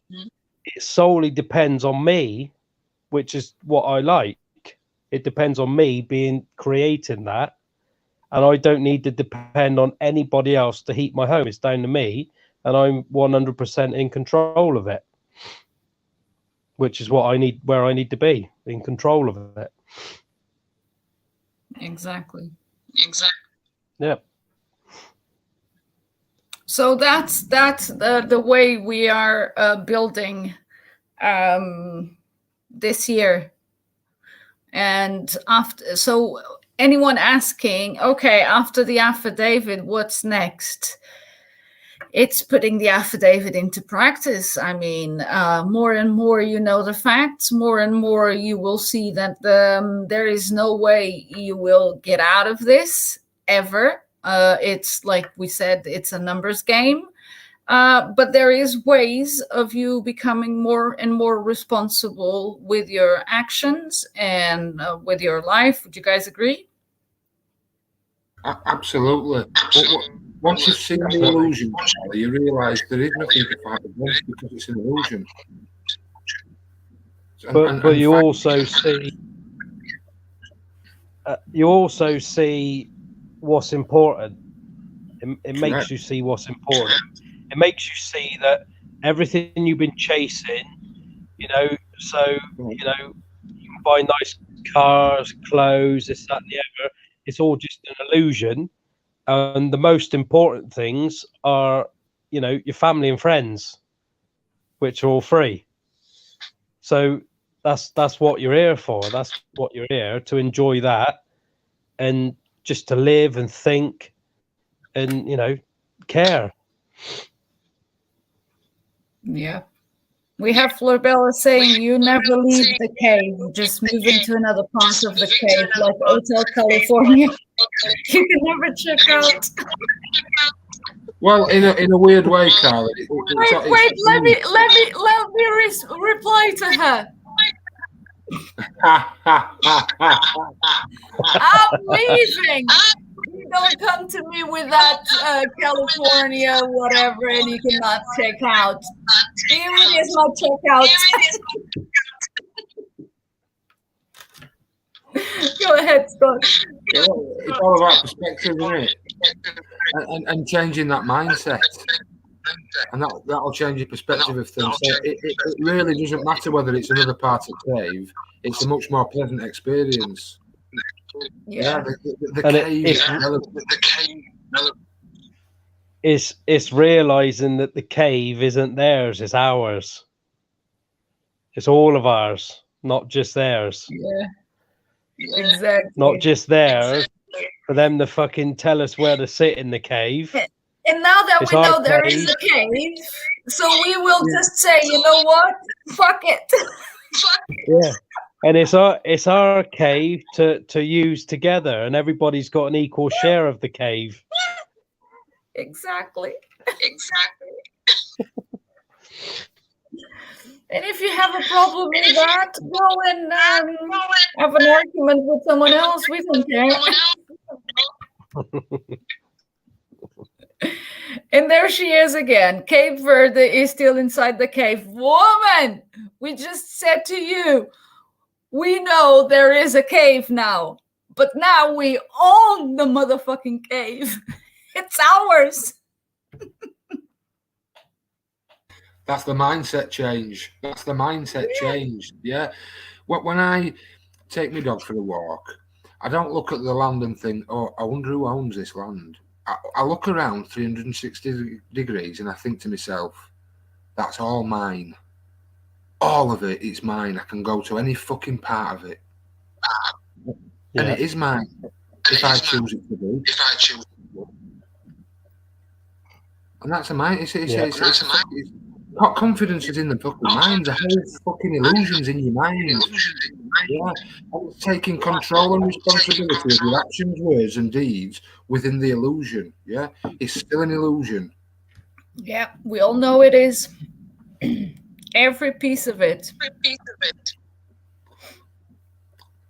But yeah, finding your own little fucking piece somewhere, you're still in the illusion, but it's your fucking piece. You're in control of it. And yeah, listen, when I do move, Carla, people will see more of me, but if face to face, but I'll be more out there than ever. I'm gonna fucking take it on road, mate, because we're getting a good response on road. So yeah, it's not over for me with fucking affidavit. It only starts, really. I think it can never be over, because you cannot unlearn what you have learned. No. There is no way. There is no going back after the affidavit. You can how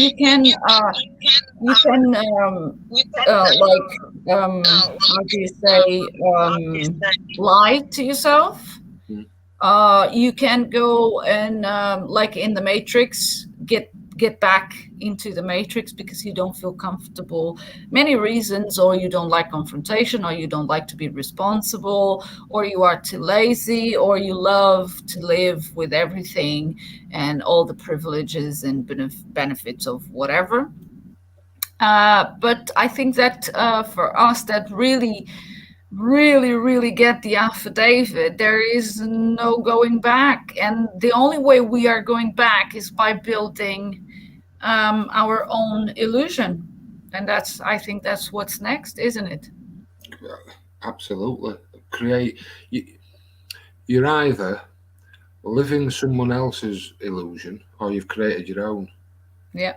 And I'd rather create my own with other like-minded souls, and try and create that vibration, yeah, that eventually will wake up. Everybody will wake up eventually, or not everybody, but enough people to see. It's just a matter of fucking time, isn't it? But like Darren said before, what I have learned, Carla, is to fucking make sure that I live my life and don't just waste time spoon-feeding idiots. Yeah, because we're here to live ultimately. Oh my God, the last year we were masters on that, huh? Oh. Fucking hell. Yeah, well, I don't know how Baron David Wood did it, man. Honestly. I don't know. God knows. Yeah. But I mean, that's one thing I learned from Scott, is what Scott always said is to, you're here to live, and, you help people along the way. But ultimately, you're here for you, and you've got to sort yourself out before you can really, benefit other people. You got to put yourself first.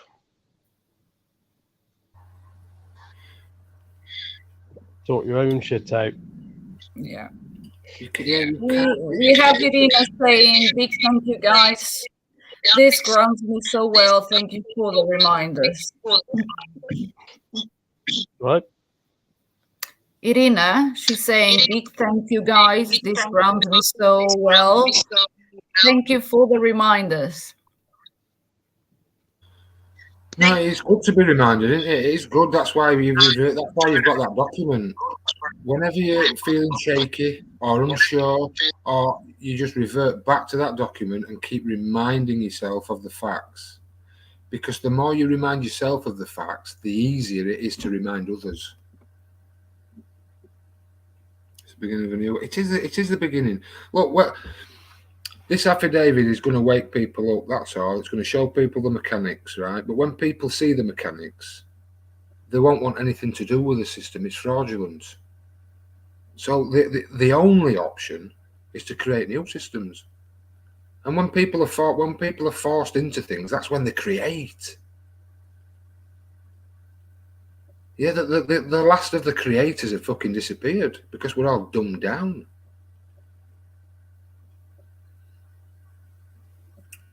Yeah, it's about just fucking living for the moment. Here comes one of yours. Scott, this one is for you. There's no spoon. There is no spoon. Yeah, there is no spoon. You know there's no spoon. Yeah. You can't bend something that's not there. So, Yeah. there is no system to fight against. I've put everything I need to put on paper. So as far as I'm concerned, the system's done. The only tie I had to a system was a mortgage. That's done.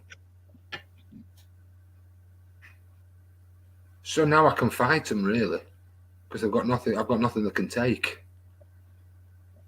So now they are screwed. Because they use fear against us by threat and coercion. If you don't do this, we will take that. Your liberty, your stuff.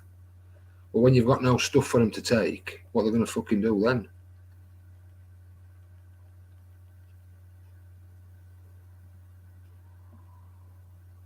But yeah, responsibility. There is no spoon. Once you realise it's an illusion, it's a fucking illusion. You can't fucking... You can't find justice where there is no justice. So stop looking for justice. There is no justice. Yeah, people die all the time. There's no fucking justice. Stuff happens. But you have to be honourable in everything you do as much as you can.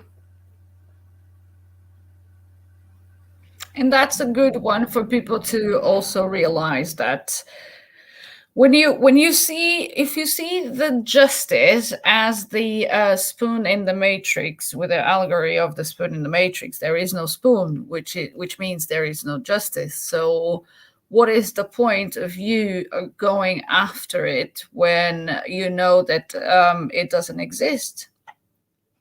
And what do you see playing out is it's a group of actors, and you prefer to act instead of being responsible and realize the facts. And the facts are in the affidavit. And in that exhibit that we were showing, you need to understand that graph. If you don't, you will continue to be fooled into acting. And there is no need for that anymore.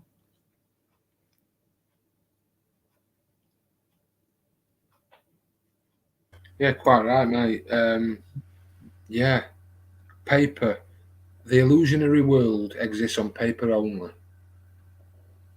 And because there's no consent to any of it, it's only a claim. So easily dismissed. Oh, speaking about claims, I heard one the other day, and I would like to bring this one. Okay, so you guys know that there is a lot of people being guided to the straw man situation and yada, yada, yada. So there was a podcast I was listening to, and this guy was talking about, so I'm going to put it out there, and I'm not going to say what I was screaming at the screen. I want to hear your thoughts about it. And this guy, he was talking about the placenta. Yeah, you know where this is going. And he was saying that so every time you go, or every time you give your name, it's attached to the trickery of the placenta. So everything begins in the placenta, basically. Well, it's esoteric stuff. It's Freemasonic stuff, Carla, is that? Yeah, and it's not provable, so it's nonsense, really. Yeah, the claim is that was straight away my brain, and I'm like, what the fuck are these people talking about? What placenta? I never heard a claim on those guys up there of a placenta. Oh, we have your placenta and we own you. We own you. Yeah. Well, the story is from the placenta. So when you cut the umbilical cord and release it from the placenta, it's the Old Testament and the New Testament. Written by men, yeah. Oh, no. This is what I'm saying. It's only ever a claim. Yeah, it's only ever a fucking claim, mate. There is only ever a claim. Yeah. When Christopher Columbus supposedly found America, he stuck a flag in ground and he claimed it for somebody else. That's all he did. He claimed it. Nobody fucking righted that claim. Nobody rebutted it. Still to this day. Yeah, that's it. And if they did, they used force. And that's it. There's only a claim to anything. So yeah, placenta, blah, blah, blah. It's fucking nonsense without the material evidence, right? It's esoteric fucking nonsense. Yeah, Darren, what have you to say? I mean, I've never heard that before. So what are they claiming? They've got your placenta somewhere. Yes, so apparently the problem started with the registry, and is the registry that is the owner of your placenta. So every time you give your name, it's attached to your there's nothing that ties us to these names apart from the fact that we answer to them. And let's say I cut my finger off and they have that. Who gives a fuck? Who gives a shit if they kept it? Do you know what I mean? That's just for me. I was just imagining myself, like, let's say I go into one of their places of business, and I would say, does anyone here have my placenta? It's just some shit that people come up with. Like. I don't know. You know, it's like, man, can you please stop for a while and think that they never made that claim? It never comes written anywhere. That's it. It's a claim. Let's say they did keep it. It's just claim. Let's see some evidence that from owning some fucking bloody guts. This claim never existed even on paper. You cannot go. Imagine how stupid this is. Even if there is this trickery that they play, Jesuit, whatever they want to call it, I don't give a fuck. Until you can prove to me that you have my consent, prove your claim. That's where I stand. Yeah. So how the hell can you be teaching people about the placenta and there is that they own your placenta through your registering your name? But and you go you know, what? we're all energy, aren't we? And nobody can create energy. Yeah. So if nobody can create energy, then nobody can own it. You know, if my body's made up of different elements that were here before I got here, so how could I own my body? I can control the body, but I can't own it because the elements it's made of were here before I was here, and they're going to be here when I'm not using this body anymore. So how can you fucking own it? And if me inside of this body can't own the body, then how the fuck can anyone else own the body? Because they don't own the elements. It's just breaking it down to very simple forms, and all of it's bollocks, isn't it? Everything's bollocks, really, isn't it? It really is. It really is. Even the words we speak. Who fucking agreed that these words? You know, who agreed to all the words we use? Yeah. Someone made it all up at some point. Oh, that was something that the guy was also speaking about, and my head was fighting him all the time, because he was talking about something about the definition of, I think this was from the States, and he was saying that there is a thing about the sovereign citizen and national citizen and something like that. and that you have to put that in your signature, so you don't belong to the corporation like the United States of America. That yada yada yada yada. And at one point he said that he did all that process, and I was just thinking to myself, I don't know who is more stupid, the people listening to you, the hosts that invited you to come, or me that are listening to this. Yeah. Because at some point I was just like, oh my God, I am fighting in my own head, listening to this podcast, which has nothing to do with nothing. You know, this guy is talking a lot of BS, and we are only on the first 10 minutes into it, and I'm already, telling him, what the hell are you talking about, man? I think they're just stuck because they think they've discovered the facts and they haven't really put a lot more thought into what they're saying because they haven't got to the facts yet. Or yeah, I think that's what happens when you really grasp the affidavit, because you cannot go back to listening to that BS, because yeah, it's just too much. I cannot understand most of the times how people cannot really think things through, and break them down to a simple level, which is the affidavit, which is so simple, which is you never consented to be governed, and you have your own power of attorney because you never give it away. It's just working backwards. Simple. Yeah. Before the affidavit, when I couldn't stand the royals, because I always used to say to people, like, if you work backwards, nobody gave them all this land and said, look, we just want you to control all this land. At some point, they took it from somebody.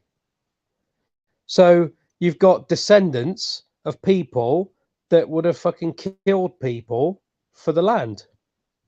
So how could we have ever supported that? It's because people don't work backwards, because they don't, they can only think going forwards, because they just don't think a lot, really. That's what it comes down to. True. Scott, anything you want to add?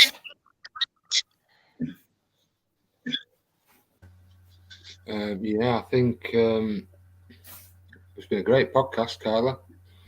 I think it's been amazing. Yeah, 2 hours. We've been 2 hours.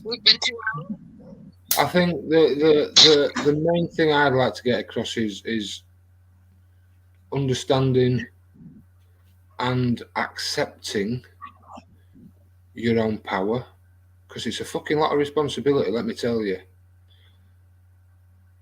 But harnessing it, I'm still harnessing it. Yeah, I'm still trying to understand it, but it's incredibly empowering. And sticking to the facts, ultimately, you don't even need to just use the facts in this affidavit. If you stick to facts generally, you won't go far wrong in life. Call the bullshit out where you see it. Don't be sucked into someone's reality because they're spouting an opinion. Don't be scared to tell the truth and fucking speak the facts. And the more people that do these type of things, Carla, the better off we will fucking be. Because when it's all about calling the bullshit out, we've allowed the bullshit just to continue, and it's time to call it out. Yeah, that was one of my ideas when I started doing this and sharing Darren David Ward's work, because I've seen a lot of things on YouTube, And all of those things are just jibber jabber, like Baron David Ward calls it. It's jibber jabber all fucking day long. And I thought to myself, well, you have a platform, why not use it and use it for spreading the facts and create some balance between what other people are saying and this document here that we have, and people can have a look at it and also listen to Baron David Ward and now us, because we are continuing his work, and they can make their own minds, and if there is anyone that wants to come and debate us, I feel free to do so. If you can rebut the facts, we gladly will have you on the panel, isn't it? Most definitely. I'm just reading some of these comments.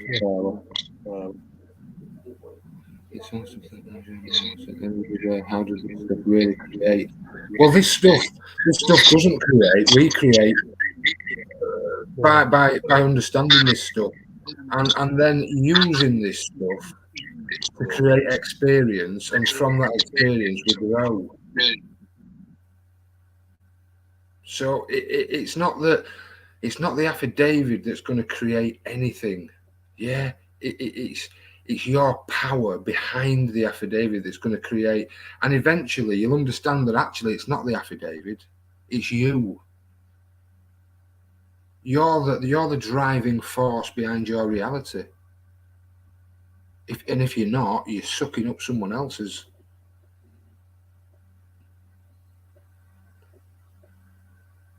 So it's beyond the affidavit. The words of the affidavit give you the mechanics of how we're being tricked. Great. But what comes beyond the affidavit, well, that's up to us. That hasn't been written yet.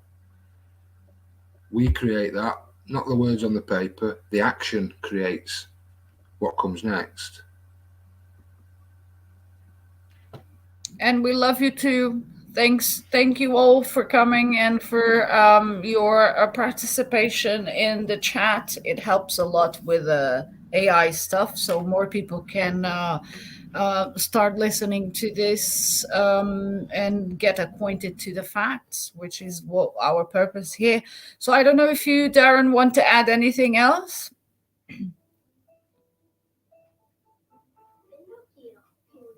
Hold on. Kim phone. We can hear you. You can hear me, can you? Yep. There we go. Sorry, the phone's being a twat. No, I think we pretty much covered it all, to be honest. Really, really enjoyed doing this. But it's what I found is you just need to be around positive people, positive energy and solutions, because people can just get stuck in the negative, not knowing what to do, not knowing where to go, and you just go around in fucking circles. You need to be around positive people to really start to change yourself. And doers. Whenever I was having a bit of a down day, because when you're reading this document, you have quite a lot of ups and downs and questioning yourself. I just listen to David Ward and listen to how positive, and do you know what I mean? And I'd feel a whole lot better, and it'd just give you a better angle, better perspective of it all. So just be around that positive energy. The future is bright, definitely. There is, but it's bright. It's bright because we make it bright. It's our down to us little to make that. lights. You see here our little lights.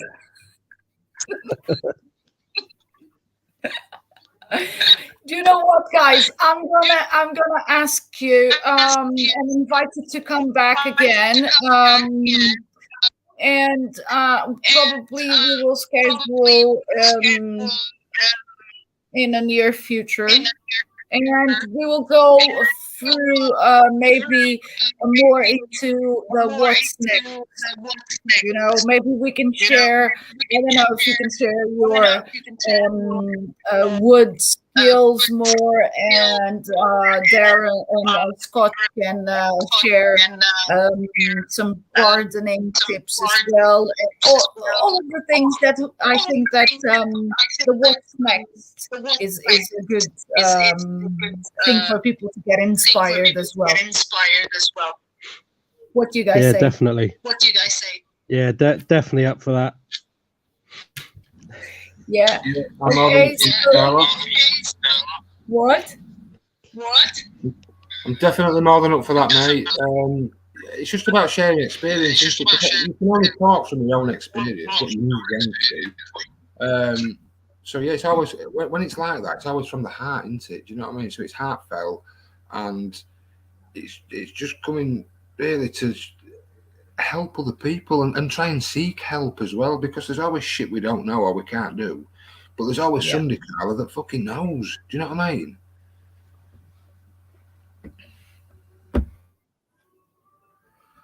And that's why we have Darren with us. There's a lot of shit he knows that I don't know. Just for it's only for experience. We are using you, Darren. That's it. It's most of mine is certainly with like the business side and wood and all that. It's when things have gone wrong. That's when you learn. Yeah. The hard way. Learning the hard way is the best way. Yeah, apparently that's how we are wired. Oh yeah, definitely. Because it goes in. When you learn the hard way, it fucking goes right. It goes in. Yeah, exactly. Okay, guys, so I'm gonna wrap this one up. Thank you so much for coming. I really, really, really appreciate it from the bottom of my heart, because I should have done this with Baron David Ward. So having you here, Scott, for me, it's like I did it. This time I did it. So it's going to stay here, and people can always go back and have a here. And I think we covered a lot of the things from the affidavit. If you people that are listening think that there is something else you want to hear us talking about related to the affidavit, just drop it in the comments, or leave it in any comments where this is shared. And Darren, it was a pleasure to have you here, my friend. I always love you as well. And thank you, guys. Thank you so much for being here 2 hours. Yeah, thanks for having us. Yeah, thanks, Carla, for having us. Thank you. Bye. See you all later. Lots of love. Bye.